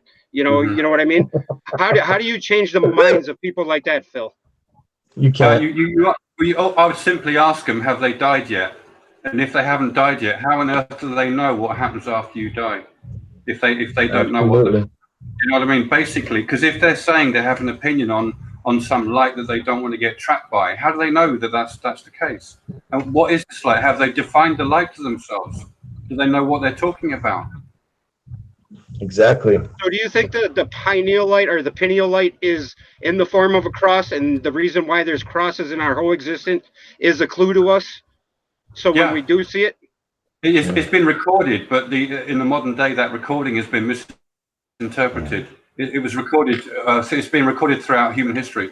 That cross, that shape, the shape of the light. It's been known. Every god will know what it looks like, because every god sees the same light. I'm going to tell you guys a story about when I was a kid. I got some India ink, a needle, and thread. And I Yeah. thought tattoos were the coolest thing. And I don't know Mhm. why, but I took that needle and thread and I made a tattoo as big as my forearm right by my wrist. And it was a heart with a Yeah. cross and the word love across it. Wow. Now, when I was 30 years old and I was doing drugs heavily, I had it tattooed over with a wolf, you know, Right. and it was because I thought that cross with the heart. I'm not putting anything bad against the wolf, of course, Gray. No, Don't get no, me no, wrong no. there, but you know what I mean. Yeah. Do you think that latent memory or me knowing what a cross and a heart and love is about, I knew in my being what I was doing? Yeah. The I wolf do. lays with the lamb. I do. Yeah. I think you understood it inherently. Without, you don't have to consciously understand something to be able to define it to somebody else, to know that it's in you. Yeah. It can come out anyway. You look at artists, what comes out of artists, a lot of them can't really define what comes out of them, but it just comes out of them and it is in there. You can see it when they express it. Awesome. That's beautiful. Yeah. Like, here's Now, another look at that, Steve. In the Bible, it used to say the lion will lay with the lamb, and now says the wolf will lay with the lamb. You may have changed that verse in the Bible. The lamb representing love, Mm. Mm. I've got a friend of mine. His name is Jerry Runk, and he's a guy that speaks through music. He'll say musical lyrics to Yeah. try to get his point across. Uh-huh. Do you I see in him an angel, somebody that's been here before, probably as many times as me or you, and Yeah. he's searching for I don't know what we are. What could Yeah. I say to somebody like that that's searching through, like, he expresses himself through lyrics of songs. He'll bring up a song to me and like he showed me a Nickelback song, which was I forget the name of it, but it was here, let me get It's oh my God, it's amazing. I said, here's what I said after I listened to it. I couldn't believe it. Said Yeah. everything. If what would we do if everyone cared and nobody Mm. lied? Everyone shared and swallowed their pride. Then Mhm. we'd see the day that nobody died. Mhm. That's right. That's essentially, that's beautiful. That's good. Yeah, Mhm. that is good. That is good. And You so would he's tell just, somebody like that to keep singing. well, Jerry Runk's a Yeah. beautiful soul. I love the dude with all my heart. And how do you attribute how we can make them kind of connections over the internet, Phil? That's my biggest question for you, is how do we know? Because it seems like we find people that we truly feel a kinship and true love for, and it sounds contrived when you're over the internet, but I Mm. feel it. You know what I mean? Mm. Is it real? Yeah, yeah, yeah, Absolutely. yeah, yeah. It's totally real. I mean, but are you asking how do you get noticed online? Does that boil down to that issue? How do you get That's a the good point, Phil. stuff noticed? And do Yeah. we should we try to get noticed online? I mean, is that I did.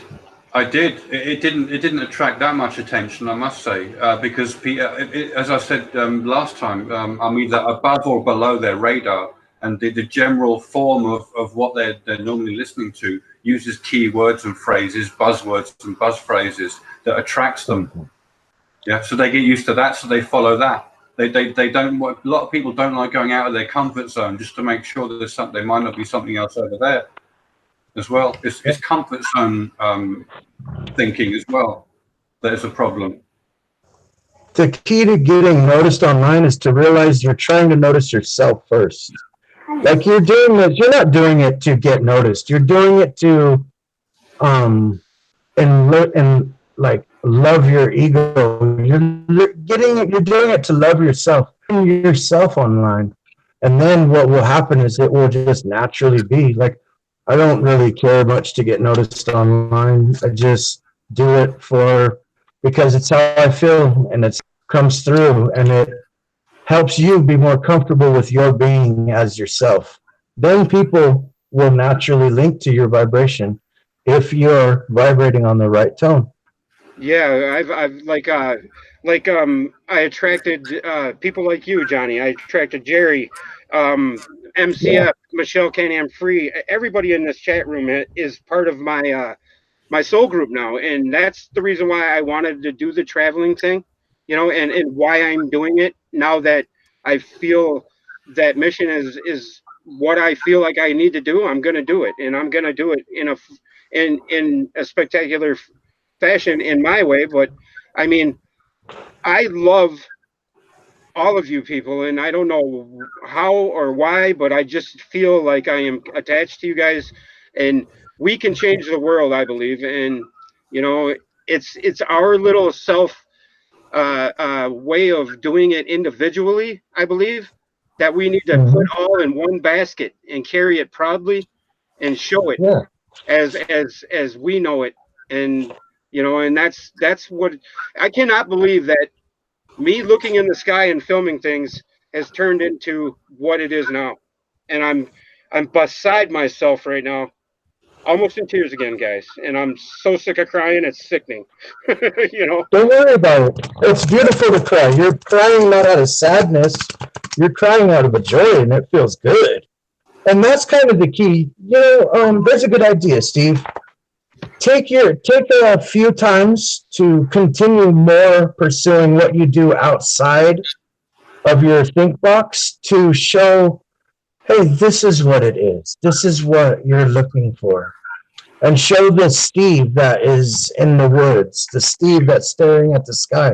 That's what I love to see in people is their active, their joys, what they radiate inside themselves. Have you ever Then, heard of the thing where a woman tells you her problems and doesn't want an answer? That's how I feel. And when my wife tells me things, I'll be like, you got to do this, you got to do that, and then it seems to push her away. You know what I Hmm. mean? yeah, And so, what do we do Yeah, so to not push you people away? Yeah, you got to be the living example of you've got to be what you preach, basically. And the thing to think about there is that you've got to fix yourself first. And when you fix yourself, you can help fix others.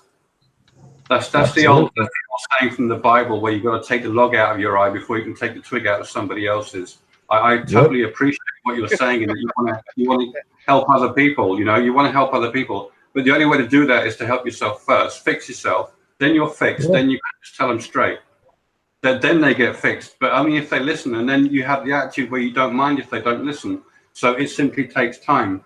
What we're supposed to do when we get to this stage, apparently in the old world, you would have traveled from village to village teaching people, and they would have appreciated you. But in the modern world, we have the internet, which is great, but a lot of people, they don't, they have their own view of things, and they might reject you at first, but just have to accept it and not worry about it. What can you do? You can't force your opinion on everyone. You can't go around the whole world telling everybody what to think or what to do, you know? All you can do is fix yourself. That's all you can do. But you have the satisfaction and the happiness by doing that as well. So I don't feel the need to engage everybody in the world. You know, I don't feel that need, but I can see there is a need for people to have good information. So those that seek it will find it in a manner that, like you just expressed, you got to take the log out of your eye to get the stick out of theirs. Yeah, you got to find it for yourself.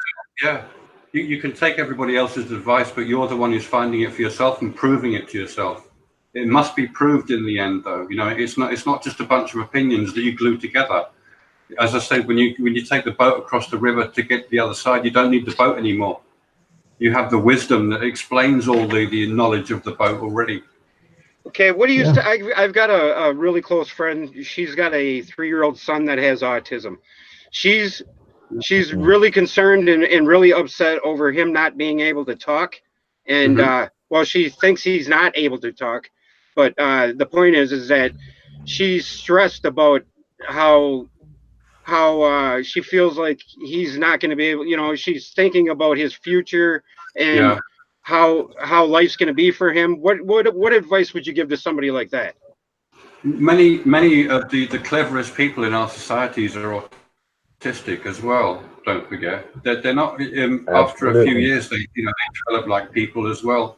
I'm sure they may have there's lots of autistic people in the world, it seems, but it doesn't mean they can't get on in the world. It's just a different life to maybe his mum is used to, and she can't see it because she's not used to that mentality. I'm sure she feels frustration as well that she can't interact in a way that she would expect. So it's simply, I'd say, well, just try and understand, try and communicate. A natural mother is with her child. There's a natural communication there anyway, an emotional bond that can't be undone. You know, look for satisfaction wherever you can get it. You can't change the autism. What I get with a lot of autistic, because I've met a lot of women with autistic children, is they will show their parents how they communicate, whether it be number, form, or autistic children are the most intuitive, telepathic, clairaudio, clairvisual. They're the most beautiful souls that we can see on this earth. So tell her to try to study him without letting him notice, like study from kind of afar and look at the little things he does when nobody's watching. That's his communication. Awesome. And then I have another close friend that I love and adore, and she lost her son recently, and she said she saw an angel removed a stone from her pineal gland. The angel turned to a dove, and I saw it take out what looked like a small stone. My son said this had occurred so I could live. If there is time, could you ask Phil if he understands what this means? I think I do, yeah. You're talking about the boy that died and the mum had a vision? Because you went from saying the boy died, and then you went her son died, and then showed okay, last night my son showed me how an angel removed a stone from her pineal gland, and the angel turned to a dove, and I saw it take out what looked like a small stone. My Uh-huh. son said this had occurred so I could live. If there is any time, could you ask Phil what this means? Right. Immediately how that impresses me is that she is highly likely that she's going to have it what you call illumination in her lifetime. If she carries on the way she's going, because obviously if she's involved with you in this, then she's looking for it. I would say. She's deeply involved in this with me. Right. I So did a tarot card pull for her if you like. See? I did a tarot pull for her if you'd like. What? Yeah. What did you say, Phil? I was just going to say that that tells me that her son has given her the message that he knows that she's going to achieve it in this lifetime if she carries on her path, if she carries on doing what she's doing. That's what that says to me. So there is when we okay, now even if he wasn't illuminated, and isn't going to the all yet, that means that you're still attached to your soul family, is what you're saying? Now, there's an awful lot that needs to be explained about all that sort of thing first as well. Yeah. And it's good. It takes a little time for you to get your head round. It's not the sort of thing you'd normally talk in an everyday conversation. Wow. Yeah. It's almost like God talk. It's above the level of human understanding, I'm afraid. Because when you tell someone their true self, the true self is the same for all of us. It's the same person. So your true self is my true self. There's only one person. Yeah, it's one entity, and it's everybody. It's all of us. Right, but it's in a timeless dimensionless state. So what's going to happen in 1,000 years? Let's say you don't illuminate and you have another let's say 10 lifetimes. When you do and you make it, that you being made, having made it, already exists today in the dimensionless ineffable. Oh my God! I just made it. I made that connection finally. Do you see what I mean? Oh, that is amazing, dude. Yeah. So your true self is you that has already completed and become perfected, and that's the person that comes to meet you when you have union. Oh, so what is this whole feeling I've been getting? I've been getting goosebumps my whole life, but recently it's been just rushing through me, and it's like I got fingers sticking out of the back of my head, just going up to the sky, going. What is that? I would say that is you. That's you getting closer to it in this lifetime. Yeah. Wow. I had dreams when I was younger that I didn't realize until after I saw that light that were actually telling me that I would make it in this lifetime, which I have done. Holy cow, Phil! Already. I've been telling people on my journey that I've been asking everybody around me, have you ever experienced dreams that you cannot explain when you were younger, like before 5 or 6 years old, that they scared the living daylights out of me, and I'd try to explain them to people, and they would look at me like, what are you talking about? Yeah. Is that what you're talking about, Phil? Yeah, I've had all sorts of dreams I just could not get my head around when I had them. And oh my God, that's what it is. Yeah. I love you, brother. Yeah. I love you. I mean, now I get them. Yeah. It's so incredible, dude. Yeah. It's timeless. It's the nature of timelessness. You know, it doesn't matter what time you're in, what moment it is. That always exists anyway. Yeah. Absolutely. So the whole multi-dimension theories that all these physicists are putting out is all true. Pretty much all of that stuff is true, but it fits in its own little big, huge cacophony of everything. I mean, kind of whatever definition they put on it would have to be understood by the person who looks into that subject, you know, because they use certain definitive concepts in science, and it may not be the same as somebody who likes new agey thinking, you know, that they recognize multi-dimensions. What about pets? Are pets part of this whole thing? What about them? Yeah, they're part of consciousness as well. They're part of spirit too. So a dog can See, evolved. I've always had this feeling where some dogs are slower, you know, and you look into their eyes and you can see some of them have souls. Right. Well, yeah. Unfortunately, the physical nature of bodies, whether it's animal or human, has its characteristics as well, and you're stuck with that. Yeah. So it's carrying the same allspark we are. Yeah. It's all the same. Yeah. There's only one spirit. Anything animate. Yeah. Any creature that's automatically spirit. You don't have to have a human intellectual life for a life to be useful. That's incredible, man. You know. So that's why when I first started my I call it my Nibiru hunting or whatever, Yeah. I would see deer in the sky because I killed so many of them. Maybe I don't know. How did you see them? Was it in your mind's eye or your vision or what? it had to be in my mind. You know what I mean? Did they come to your mind? Not in my mind. I saw them in the clouds, manifest in the clouds in the sky. I thought. Oh, I see. Ah, so you're projecting that from your subconscious to remind yourself to think. You know, sometimes you have to think about things that you've done to process it, and when it comes back into your conscious mind, when you put your awareness on it, you end up processing it because it helps you to define things. Whatever you focus on consciously, you end up defining. The more time you spend on it, the more you examine it. And definition is the point of being here, basically, in simple terms. Gaining definition to clear away all the crap. So that would be the explanation of this year I went hunting. I could have shot 6, 7 deer, literally, and I didn't. I pulled the gun up on them, and I never pulled the trigger. Right. So that has never happened for me before. Really?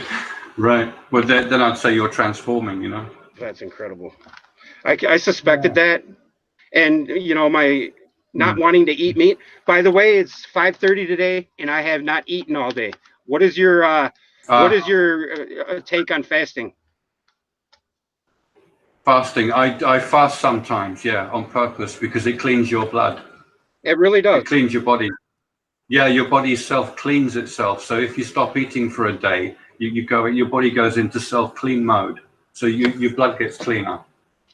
Yeah, it's normal. The human body is designed to clean itself. Wow. Yes, fasting is a good idea here and there. No problem. I do it often. Yeah. Thoughts spoke of fasting as to get answers too. What's your thought behind that? With all the stuff, when you eat food, you have lots of influences that come with the food that clutter up your thinking brain, your psyche. You know, anything that's prompting your psyche from the physical point of view is not you contemplating something you need to understand as such. It's just something getting in the way. I now feel that. Go ahead. What were you going to say? So thoughts. What? Fasting prevents that. It removes that distraction. So the life of the life you're eating actually comes into you. Well, yeah. Do you remember when we did the first interview? I mentioned the cook who was preparing food while he had pictures of naked ladies up in front of him, and his mind was engaged in that while he was preparing food for somebody. And when somebody ate the food in a different room, as they ate it, they started thinking automatically of the same thing the cook was seeing in the kitchen, and they didn't understand why. Whoa! So there's a subtle nature of what we do with our mind that goes into what we're actually preparing and engaging with physically. It's not just physical stuff everywhere. There's different layers to reality, you know, that we're not used to thinking about. So there is truth to being able to manifest magical deeds or acts if you put enough pure intent into it, is what you're saying? It depends. Are you talking about the law of attraction? The idea of the law of attraction? Anything to use your mind to, I don't know, coalesce the ether, I say, per se. I wouldn't know about coalescing like prana. If you think about the subtle energy being prana, you'd have to talk to a yogi about those academic issues. That's an academic issue, really, in my mind, to look at that. And yogis know about all that sort of thing. But I've never been with a yogi. You know, I've not learned their knowledge. I've had to learn everything from wherever I am. You know, and I'm in London. I think I just recognize the logic of from the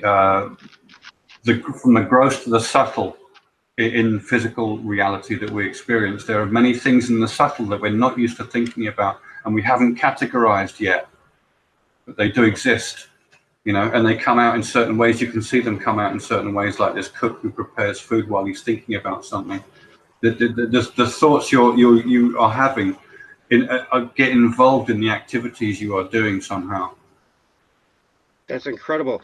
I have another friend, another close friend. She's one of my soul group online, and she has pancreatic issues, and she needs surgery, and she needs surgery on her spine in 2 different places, and I tend to see in her that she is focused on that. Is there anything that can change her predicament via her thoughts on it?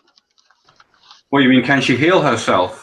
Or can, yeah, is there some way to I don't know, improve her situation through thought or anything like that? To be honest, a very simple remedy is comedy, to remember comedy. But from what you're saying, it just makes me think automatically that she's identifying herself entirely with her body, as if the state of her body is responsible for her sense of happiness of her existence, if that makes any sense. That makes perfect sense. I don't identify my happiness with the state of my body. So if my body has a disease, it doesn't bother me in it the slightest, because I know it's just a body, it's just a vehicle. But that's how I see it, and that's how I've come to know it. You can't expect someone to suddenly think like that just because you say so, you know. And I realize that people don't think like me, but that's just the way it is. It's natural. I'd like to give them the understanding that allows them to get there. You know, it takes time to explain that sort of thing, that sort of stuff. It's like a lifetime's worth of lessons. You know, you want to explain in a few sentences and you can't. Right. I totally understand what you're getting at there. And yeah, it's you know, we've all heard the whole contrived, well, we think it's contrived, but the whole meat suit and Avatar, this, and you know, that, like the movie Avatar, you've watched that movie, right? yeah, yeah. What did you pull from that whole movie? Avatar. I saw a realistic idea of what could happen between one planet and another, or one species and another. We can see that sort of thing going on the Earth. But when it comes to moving a soul into a new body that you've made, that comes straight out of the UFO genre. You know, because abductees and UFO people have been talking about that for years. The fact that an alien species can actually take your soul out of your body or your spirit and put it in another one. So you believe that? You actually believe most? I mean, you know what I'm talking about. I don't want to. Yeah, I have no problem in recognizing that the other species and even guardians across the cosmos can do this very easily. There's no problem with it. It's just people on Earth who are so used to. We really are in the Stone Age still. To me, the Earth is in some backward, one of the most ignorant places it can possibly be. You know, full of opinion as opposed to understanding and knowing. It's all about opinion, not knowing. Dude, you couldn't have, for me, in my mind, in my stage where I'm at right now, you could not have explained it any more succinctly or distinctly. What's the right word I'm looking for? Succinctly. Yeah, I got trouble with words as well. Yeah, I mean, you couldn't have explained it any more precisely for me than what you just said. I mean, right. we are stuck in the Stone Age. Yeah. Now that leads me to it's like the Atlantean story. Have we outstripped our ability to control what we're creating? No, never. Well, no. All I see, only problem I see is the proliferation of a multitude of words everywhere that everyone has to decipher. So there's no clear-cut information that simply says, "Look, let me remind you of why you're here." You know, Hermeticism was designed to do that. And look what's happened to Hermeticism. It's relegated to the land of fairies and make-believe. You know, Yes. I find that bizarre. That is odd, because the people at the highest parts of our society are Freemasons, and their material is predicated on Hermeticism. And yet they're in the heights of society, so they recognize that Hermetics is correct. It doesn't mean it doesn't mean they get there themselves. You know, anyone can read Hermetics. It doesn't mean you're going to use it and apply it to yourself. But they certainly recognize Hermeticism in the upper echelons of our societies, and they won't teach it in schools. I think it's because there's a will to maintain power, and the only way to do that is to maintain a certain level of ignorance and confusion. So it's done on purpose. I disagree with it. I think we should be learning Hermeticism as a foundation. I totally agree with that. We should be learning this. The first lesson should be about a magnet and what it really is, in my opinion. Yeah, that's a big lesson as well. Yeah, to find out that the galaxy has the same shape as our magnetic and dielectric plate. That's where the infinity symbol comes from, correct? Apparently not, but you can certainly you know, link it to that anyway, because it's the same kind of thing. Well, you know my next question then. Yeah. What is the what? You just said yeah, man. No, what is the infinity symbol? Oh, the lemniscate. The lemniscate. What? It's called the lemniscate. What is it? What did it come from? I was reading that. I've got a mathematics history book about the concept of infinity. I was fascinated to see what academics had made of it after I found out about infinity directly. And according to that, the infinity symbol was simply one that was chosen after a few suggestions were put forward, and they thought, well, that's a good one, that will do. You know, instead of having a circle, because a circle is going to confuse people, the circle represents zero, you know, and other concepts that are not necessarily infinity. So they needed a unique symbol to say this specifically is shorthand for the word infinity and represents the concept of infinity. So they simply chose one out of a group of potentials that they thought was unique and did the job. That's how it puts it.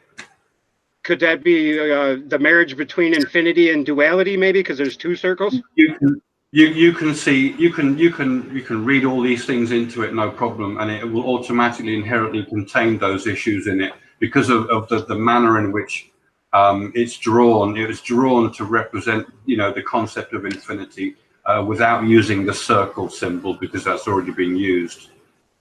And because Sorry, go ahead. That's okay. I was just going to add that there's two sections to it. It's a figure 8 on its side, isn't it? The infinity symbol. Yep. Yes, you've got two things. You could say, well, they're linking together like the infinite and the finite. Yeah, you can talk in all those terms as well. We can be poetic about it as well if you want. No problem. Just because it wasn't intended like that, perhaps it doesn't mean it can't be done. Or maybe they did it without really knowing what they were conveying, and they just picked it because it was the right way to convey to. Maybe, I don't know. they seem to have picked one that out of a choice. Gotcha. Yeah, that's because they started to define it in the Renaissance period. They thought, hang on, we need a treatise on the concept of infinity in mathematics, so we can start dealing with it. Some people went insane over that. They ended up in mental asylums because they couldn't get their logical mind around infinity, and you're not supposed to do that without meeting infinity itself, which is your true self. That's what's infinite. That's what's truly infinite. You have to meet it and experience it to know it. Otherwise, you will not know it, and it will drive you mad. That's until I met you. I was about ready to go mad, and I'm not kidding about that. I'm not kidding, because when I talk to you, you say things that just, I mean, they connect things with me that I have not been able to figure out in all my years, and I've known they were there, but I've never really made the connection like this, the Ouroboros, and I was always looking on the physical level, the physical manifestation of what a symbol meant. And I was never thinking of the conceptual. Right. You know what I mean by that? Yeah. I know what you mean by that. And go ahead. No, you go ahead. You go ahead. That's okay. I was just going to say that symbols contain things, issues that can be applied to the physical level as well as the more spiritual level at the same time. They literally are books, as a picture, as a book. What we would call a book, that's what they are. They contain a wealth of information. You know, Yes. if you see blue as water depicted in a symbol, that contains the wealth of information of all the levels in creation that have to do with the cosmic ocean, all the way through to an ocean on the earth, and you can apply all those levels as well. That is an entire book. A single symbol as a picture is an entire book of information. Yeah. Nice. And it depends on your depth on how much of that information you can extract, you know, for yourself. It depends on your depth of understanding as well. And so the only thing that will bring you to your level of understanding is first foremost being honest with yourself. Yeah, when you analyze things, you have to be honest. You don't glue yourself to anything with emotions. You don't fix any ideas. They're just ideas that help you like stepping stones to get to the other side. Yeah, they're just a means to an end. Yeah. And then for that to happen, you have to be happy in what you're doing, right? You need to pursue your bliss, yeah, so you can advance, you can actually engage yourself.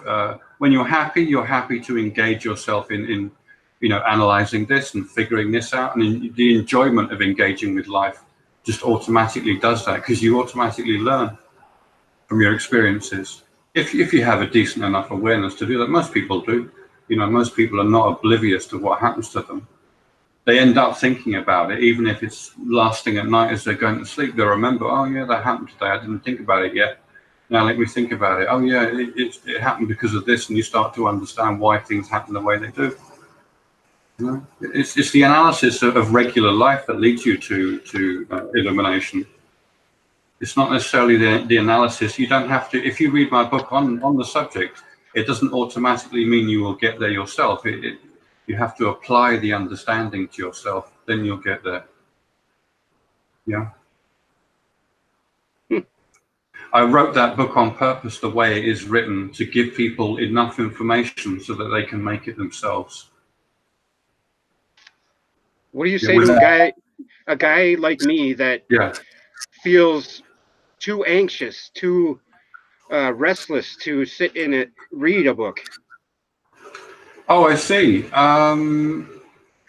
You were online. You've got lots of videos that are video versions of things of very important books. For instance, the Bhagavad Gita is online as a movie, so you can watch it instead and engage the visual of it and get a much better sense of it by watching a film about it. You know, I like watching movies as well. I prefer them to reading books, actually, but I read books for the purpose of research. You know, mostly. I tend not to read fiction. I haven't got time. So yeah, there's lots of movies that have lots of wisdom in them. Just look for anywhere you think you're going to get an answer, and see if there is an answer in it. And naturally, you go forward. You build these answers, and you gather these gems of information you come across together over time. You know, So that's all I did. So I just gathered. You just gathered, and go ahead. I gathered gems of wisdom, and thought about them, and really understood them, and saw how they apply to reality. You know, this is all it takes. This is what transforms you naturally. Your focus, follow your bliss, follow what you want to engage with, for sure. And that goes with people, places, things. Yeah, anything you want. Yeah, you should follow your heart, follow your dreams. You know, we all say this. Follow your heart, you know, follow your bliss, but do it. Really do it. Yeah, you'll find things, and you'll get there as a result. There's no question. As long as it is continuous throughout your life, as long as you don't ever give up and say, well, I'll never get there. That is you saying that you don't want to get there, because you can get there. If you look, if you seek, you find. That's always true. So all of these sayings, and people think are cliche, and you know, seek and thou will find, or you know, like you just said, follow your dreams, do it, just do it. It is true. Yeah, but you have to ask, where are the examples of those who have made it? There's very few teachers in the world, because most people give up. Maybe because it takes them 20 years, because their life is harsh. I don't know. It's difficult for them to focus and think. You know, there's all sorts of reasons, but you can get there. I'm an example. There you go. There's an example. You can tell I know what I'm talking about. You may think that, but dude, it's just amazing that I've met you, and I totally appreciate every bit of wisdom you're passing our way, and I'm Mm. sure everybody else does. Is there a such thing as you have a destiny, and you know what I mean? You will fill that that void of that destiny, whether you like it or not, or you know what I mean by that? Yeah, I know what you mean. What you're asking there is really the an understanding of the difference between the timeless, dimensionless concept and the linear time that we find ourselves in. How do they reconcile each other? Well, their reconciliation is what opens your third eye. If you haven't got to that point yet, it's going to be very difficult for you to get your head around it. It will be, because it's very hard to understand how timelessness can know everything already. So it makes you think, well, how come we have to bother with all this thing called life then? If it's already done, what is the point?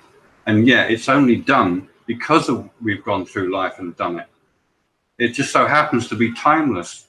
And because of that, it already exists, but we still have to go through it. Right. I have a friend online right now. He's voicing in the chat room, "Damn it, message in a wineskin." What does that mean? Message in wineskin. Yep, that's what he keeps saying. Is he referring to the outpouring of good wine? I have no idea what he's. That's Brunk. He has a way of making me think into things that I'm Yeah. not necessarily, Oh. you know what I mean. It would be good if he expressed a bit more and actually told you, so that you didn't have to read into it. Yeah. Right. It would help. Right. Otherwise, we're just guessing.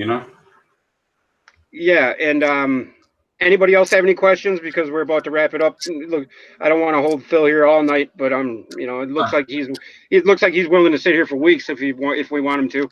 Yeah, he could do. Yeah.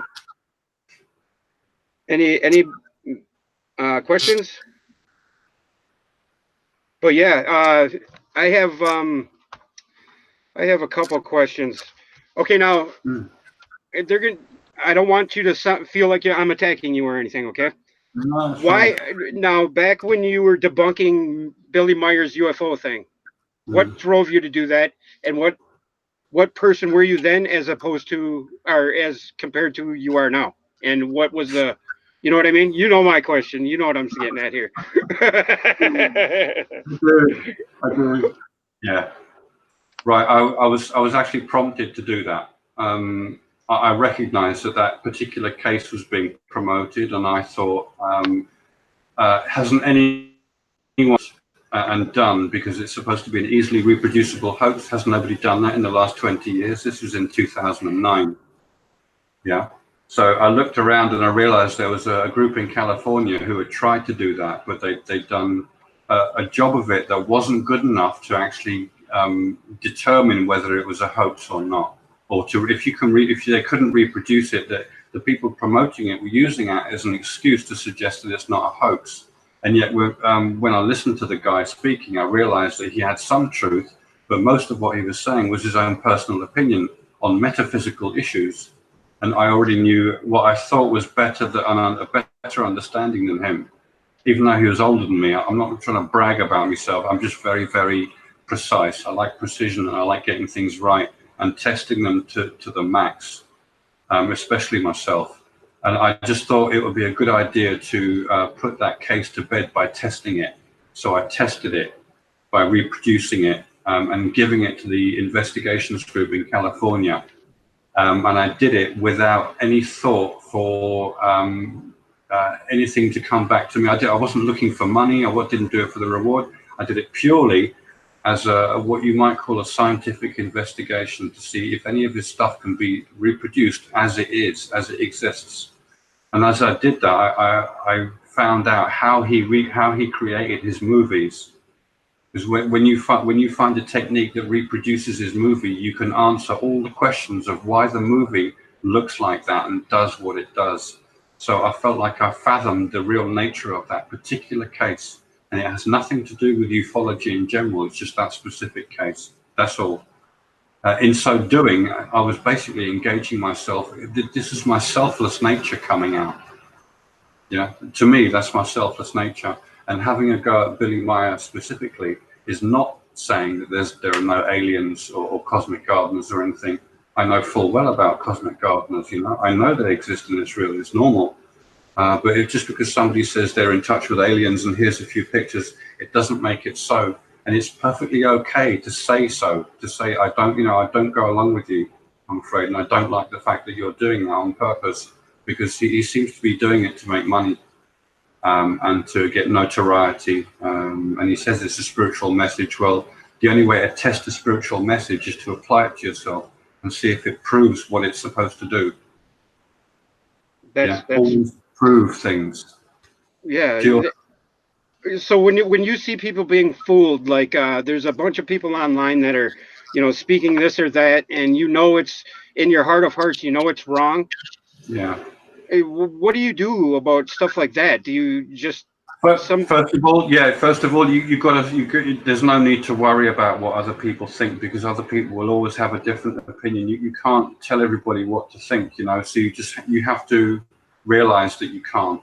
And you don't need to worry about that or spend time on it. You're much better off spending time on simply fixing yourself. Focus on that. So you can stop worrying about that.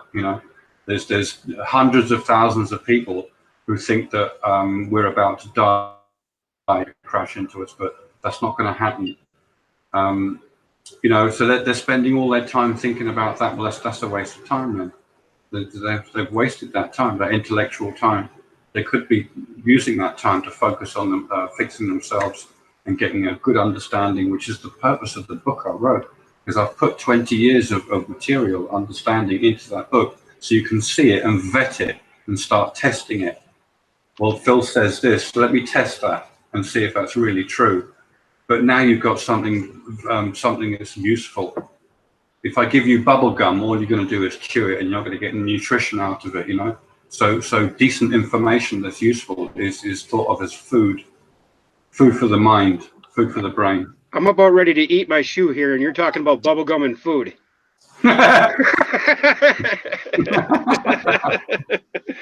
Hey, dude, you know what, Phil? I am so glad you came into my reality, man. Thanks, man. I'm really happy to know you, Steve. Yeah. I've never felt so, I don't know, astounded by what reality really is than I do now. I mean, it's amazing. It is simply amazing. And I will admit to you right now that I started this journey on this YouTube thing because I had no outlet. So therefore I felt like it was a selfish thing, but it has turned into something that I want to help people just like you now. I know what you mean. There's a potential dichotomy between the idea of being selfish and fixing yourself because you have to attend to yourself. But it's a superficial fear that people have of attending themselves because they think they don't want to be selfish or they shouldn't be selfish. But you must look after yourself as well as other people's interests at the same time. It's a balance between those two. It's about finding the balance between spending time on yourself sometimes and spending time on others at other times. You got plenty of time to do both. So spend time on one and spend time on the other. Don't just do one all the time. You can't just focus on yourself all the time.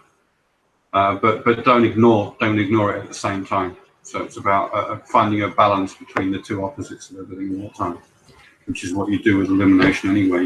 It's just an extension of that.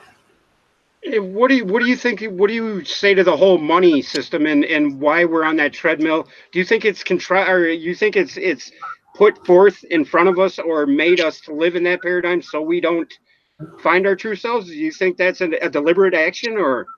I don't think it's partly, I would say so, but I don't think it's like that anymore. The system is so ingrained. It's simply a question of who has power and the fact they want to keep it, and they like the fact that all those other people are making the money. It's just it's human nature that comes out like that. That's really all it is. But back in the day when the 18th dynasty pharaoh tried that technique, he was called Akhenaten, and he purposefully removed Hermetic wisdom from his society to maintain power because he didn't have the result of that Hermetic wisdom in himself. and he didn't want anyone else to get it because it would give them more authority than him, their king. And when you have a narcissist in that position, because he was a narcissist, Akhenaten, he's going to prevent you from knowing anything important and just make out that he is important to you and nothing else. That's a narcissist, you know. That's not a proper pharaoh. A pharaoh is supposed to be the wisest teacher in your midst, like King Solomon. That's what a pharaoh is supposed to be like. So someone who's authoritative but fair. the Elohim, what is the Elohim to you? Yeah. Oh, there's a lot of Kabbalistic material behind that whole concept. It's offhand, I'd have to look that up because I don't bother with these little some of these little interpretations that people have. They want definitive interpretations in one sentence that covers it, but that's not the case a lot of the time with this stuff because it has so many more implications. So Elohim to me is a plural form of God. In simple language, you know, it's just a reference to God in certain terms, but we'd have to see the way it's used in the sentence to get a sort of modern equivalent or a proper interpretation of that sentence, because it can be used in various ways, you know. Right, and then that's essentially, she came to that conclusion when we were talking about that. Actually, was, you know, it's used in so many different ways, and it's interpreted it in so many different ways. But it is essentially an enlightened one, right? Yeah, it sounds a bit like I'm avoiding the question, but we'd have to spend like half an hour just on that word. Okay, I got you. I got you. I totally get you, man. I totally get you. Yeah, that's a whole study in itself. Right. And I totally love that you've shown me that you're human by your reaction, man, because it's beautiful. Because you know, it seems like you can sit there and just be. You know what I mean? Like I said before, and when I don't know, people that are, and I find myself noticing it now where I never noticed it before. You know, and that is essentially what we're after, right? Is that calmness and stillness and who we are and what we are, and it doesn't matter. Doesn't matter. Yeah, it's referred to as spiritual wisdom in the Bhagavad Gita because it incorporates all knowledge in it. When you see the light, which is it's the ruler of the lower two provinces that is between heaven and hell, as it were, or heaven and creation. And Krishna says you've reached the end of knowledge. He's not saying that you know everything about everything academically. He's saying that there's nothing more for you to learn in terms of reality. Because from now on, because you found the one thing that is at the heart of all reality, you're going to find it very easy to understand the rest of reality just by focusing on it consciously in the moment. It's all going to make sense to you. You know, the true context of everything. Everything falls into place when you find the light. You find the true context, so everything's in the right place in your thinking. It's perfectly balanced. And it's got to be frustrating for you when people just keep asking you the same questions in a different way. No, not at all. I find that engaging and very useful because it also helps me find better definition for these concepts using decent words that convey quickly, you know, without having to ramble on for 2 hours just to explain a tiny issue, you know. It's very useful when I engage with people that they ask certain questions, and the repetition of questions simply tells me what people want to know the most. So I find everything about that useful. Personally. Okay, here's one for you. What's the answer? Well, 42. So the key to the galaxy, the Hitchhiker's Key to the Galaxy was right. 42. That's M42, man. That's Orion, or Orion's Nebula, right? Oh, there you go. I want to touch on that with you. Now, what started me down this path? So sorry, just before you go on, I thought I should just say, when somebody says, "What's the answer?" I mentioned earlier that when you meet a true self, that is the answer. So the answer, the only way I can answer the question is to say that's the true self. That's the answer, which is infinite. And you were throwing your comedic spin on it when you said 42 to me, and I found that funny, by the way. I did find that comical. Awesome, dude. But thank you for cutting me off. That's okay. You were going to say about Nebula or something? Yeah, see, you're familiar with Danny Wilton's work on finding the the creation of atom painting and the overlay and the pyramids, you know, like uh, the all-seeing eye, or the eye in the triangle is to no, the eye is to the triangle as Egypt is to Earth, as the pyramid or the king's chamber is to the pyramid, Hmm. is, you know what I mean? And that's the whole you Yeah. know what I'm saying there? Yes, Well, I know exactly what you're talking about there. It's because this stuff is so vast. These are what are called the mysteries. I really like Danny Wilton. I think he's a great guy, and he's really doing his best to get to the to the understanding. There's no question. Well done for him for having that attitude. It's only you've got to be somewhat careful when you draw conclusions, because the eye in the triangle is really saying God is thrice great, and the eye, of course, is the light, with the three aspects of unity surrounding it to say, look, the light completes everything. It's the beginning and the end of that completion cycle, or that loop that allows God to become perfected in the first place. So in my mind, I would talk about God thrice great when I think of the all-seeing eye in the triangle, and you can say it's the King's Chamber in the Great Pyramid. That works absolutely fine, because the King's Chamber is lined with red granite or pink granite, representing the redness of the lamb's blood that comes from the pineal gland. So the King's Chamber in the pyramid is the pineal gland chamber of the pyramid, even though the pyramid is the pineal gland of the earth. yes. So you have a principle that you apply at different scales and different levels, and it works every time. Just like the tree of life could be applied to the head by itself, the body, the planet, the solar system, and the galaxy. All of them work. All of them work. That's because it's the same process going round and round everywhere throughout creation. And there we run into the definition, or the word versus definition. Like I what you just described right there, I see as the fractal within a fractal within a fractal, the Russian doll. Yeah, that's right. That's right. It's like that. Yeah, that's right. But there is a limit. There's an inner limit and an outer limit, and those two limits are one and the same thing. Just Yeah, crazy. they are the same thing. It's just one. Excuse me while I pick my brain up again. But the thing is that I looked into that further, and then guess what? I get into the trapezium open star cluster, which is within the Orion Nebula. You familiar with that open star cluster? Not offhand, but I can follow you. Yeah, that's okay. And the stars themselves are shaped as a cross. They're in the form of a cross. Right. Oh, I see. Those, yeah, and that very image is the image that is supposedly leaked image of Nemesis, that the star that's supposedly going to do us doom, and right. minus the red thing in the middle. But then recently in 2012, NASA released an article in space.com in November of 2012 that there was a black hole in the middle of the trapezium open star cluster. Right. That may be true. That may be true. It may be a small. See, with black holes, they're not very simple objects.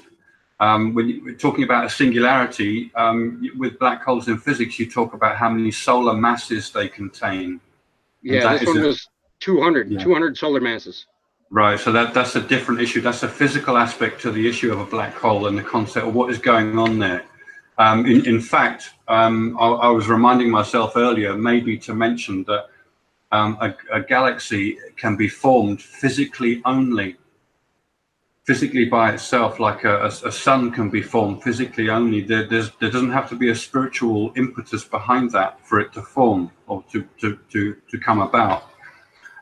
See, because the spiritual can be got at from the physical, and the physical can be got at from the spiritual. So it can work both ways. So I could effectively make a galaxy from a spiritual point of view, by generating a creator, the light in, but it already exists. There's all sorts of other things going on there. But what I'm saying is, because the galactic central links to this spiritual condition, it doesn't mean it wasn't formed in the first place from a physical process of collapsing material that ends up automatically spiraling on itself. Okay, and that leads me to now. Remember when we were talking about the Fibonacci sequence, the Fibonacci spiral? It's why there are many different solar masses associated with different black holes. because they are made from a physical point of view, a black hole.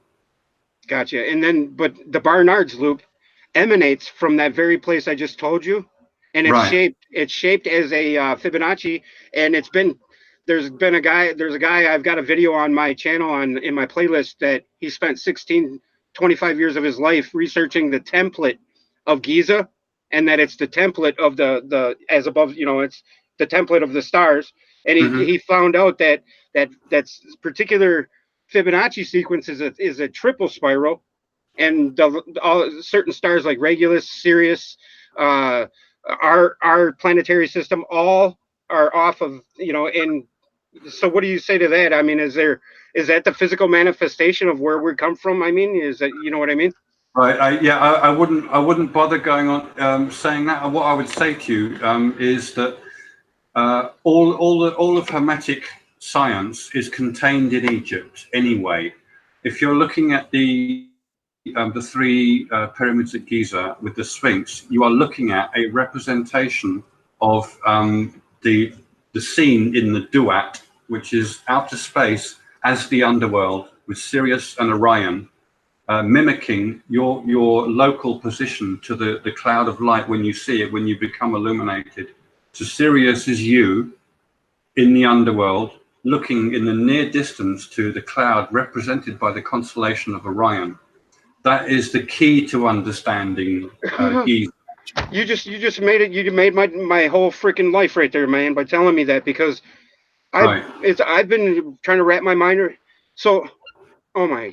All the other stuff that has to do with Hermeticism and the stuff that Danny Wilton talks about, that's all valid in and of itself. But the key to recognizing what Giza is there for and what it's there to do is to commemorate becoming a god. The moment you become a god is the moment when you see that cloud. And that's what's commemorated at Giza and Sirius and Orion in the sky. That's what they use to represent that. And they knew it, and it was taken away from us by Akhenaten, is what you're saying. Yeah, him and his clan, as it were. Apparently, he comes from a line of people who seem to have this sort of attitude where they just prefer having power. They're not interested in helping people ascend. And they're not interested in ascending themselves. They're just happy with having luxury and power. It seems to be an attitude with certain type of people. I don't know. I'm not an expert on that myself, but I can tell you that Akhenaten was preventing people from finding anything out. So he removed it from his society on purpose. Yeah. So those people are probably still the controllers. I would imagine it's something like that. Yeah. Because the people in power today are not ascended individuals. They may have a certain amount of wisdom from their, privileged background learning, because people with privilege learn more things than regular people who have to go and work in a factory. You know what I mean? There's a separation in society between the privileged and the not privileged, the haves and the have-nots. That's unnecessary, and it shouldn't be like that. Okay, now that brings me to the question. Now, you said before that we are the same energy that reincarnates into whatever avatar. Is there a certain system? How do they retain that knowledge and keep their thumb on us? You know what I mean? Yeah, well, you may be talking about cosmic gardeners. As I mentioned earlier, with spiritual wisdom, all knowledge is inherently contained in spiritual wisdom, in the same sense that their culture, whatever that culture is of cosmic gardeners, but it's angelic culture. Of course, they have access to any wisdom and any knowledge, and they can do these things. I wouldn't be able to tell you how they do it. I'd have to spend time with them in this life, and I haven't even thought about things like that yet. How is it possible to take a soul out of a body? Well, they know. So none of that matters. None of that matters to you because you've already made the connection, and you're just trying to help others make that connection. Yeah, I'm focused on useful information that I used to get there myself. And everything else is clutter. Kind of. Yeah, you're going to find out all those things anyway. So you may as well focus on the thing that's important, ascending yourself, getting there. Then you'll find out everything for yourself, and you won't need to listen to me or ask me any more questions because you'll know. Right. Yeah. I came to that conclusion just the other day that everything in life that isn't what you just described is clutter. the TV to, I mean, everything. Yeah, you're very welcome to pursue various interests, or if you just want to enjoy yourself, you know, because I watch some programs purely for enjoyment. I'm not gonna learn anything from them. Right. You know, by all means, just enjoy your life anyway as well. Yes.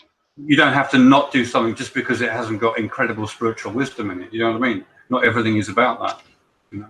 Right. So the balance is still attaining or retaining that lust for the knowing of the light, and It'll be natural. Then the more you find out, the more you want to understand to greater depth. So it kind of encourages you anyway. You know, when you realize you can find things out by having a little bit of thought behind it, and you get, you know, an inspirational moment, that can spur you on to do even more. the epiphany. Yeah, there's lots of little epiphanies before the major epiphany as well. Yeah, they'll Wow. spur you on. That's Yeah. exactly what has kept me in the game. And can them epiphanies take the form of a person that keeps you on your track? It can take any form. It can be a person who inspires you, a piece of work that you read that inspires you, an experience you have that inspires you to look deeper into something. What if you encounter a ghost or a spirit and you realize, my God, that's actually real? How else can I explain that? That can lead you on to just investigating the paranormal, which is a fascinating study in itself, you know? Even if it gets you nowhere, you can still engage in these fascinating offshoots or studies or whatever you like. Follow your bliss, same thing. Just follow what you fancy, you know, follow your nose. And never listen to anybody other than yourself, your true self, what you feel is right, right? Yeah, but you can listen to any other people, but remember they're just guides, and it's up to you to reject it or use it and apply it to yourself. If it works, then great, it works. If it doesn't work, forget about it. Don't worry about it. Right. Yeah. And what is the best, okay, say somebody comes along and they're checking in on the live stream here today, and they hear Mm. something out of your mouth, you know, and then all of a sudden they just, you know, whatever, what is this guy saying that I should believe, or you know what I mean? What kind of connection? How do you discern? Like, if I know you're telling me the truth, I can tell. You know, Mm. just Mm. I can feel it, and that's my gift is I can feel when somebody's lying to me, you know, or Yeah. whatever. I just feel it. But Yeah. how do you tell just somebody that's been raked over the coals so much and lied to so much that they can't believe a damn thing that they come across? What do you know what I mean? Yeah, I know what you mean. Really, each person has to come to this by themselves. They have to realize by themselves. So you could watch that person trashing their own life, and you can say as many times as you like, as often as you like to them, look, you're trashing your life, do this instead. If they don't want to listen to you, they won't, and you cannot force them to do otherwise. Every person is responsible for themselves. You know, we have to remember that, so you don't have to worry about what other people do. It's not your fault, you know. Yeah, and you're not. If they don't want to listen to you, it's not your fault. So don't own others' vested time in their lives. You own your Yeah, own. you don't need to worry about that. Worry about fixing yourself. That's the sort of thing you should worry about, if there's anything to worry about.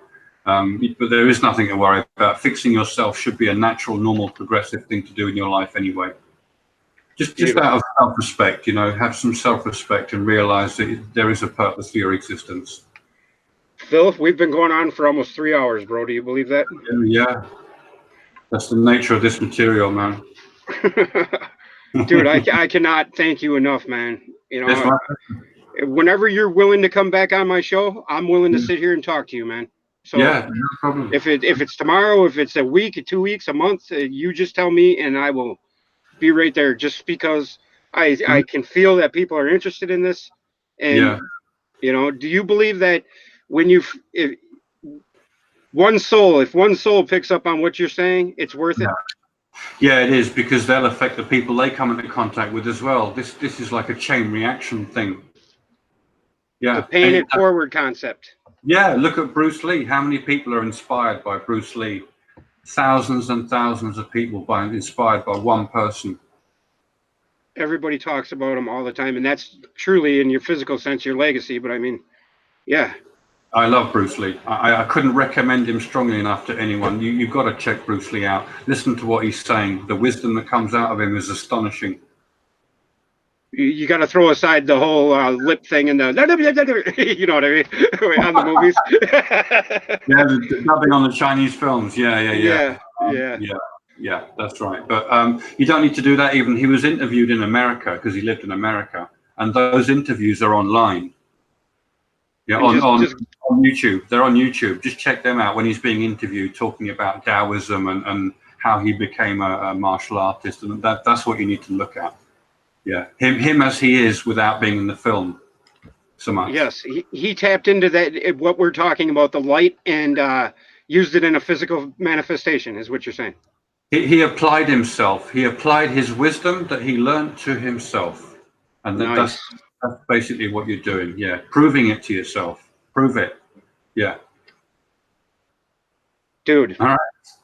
Hey, get ready for our next one, our next, Yeah. next go around, and whatever lesson you think that will help. Just think of help me, because my friends are pretty close to my same level, maybe not exactly, but who am I to judge? But just think of it as what you can do to help me, that I can help them. You know what I mean?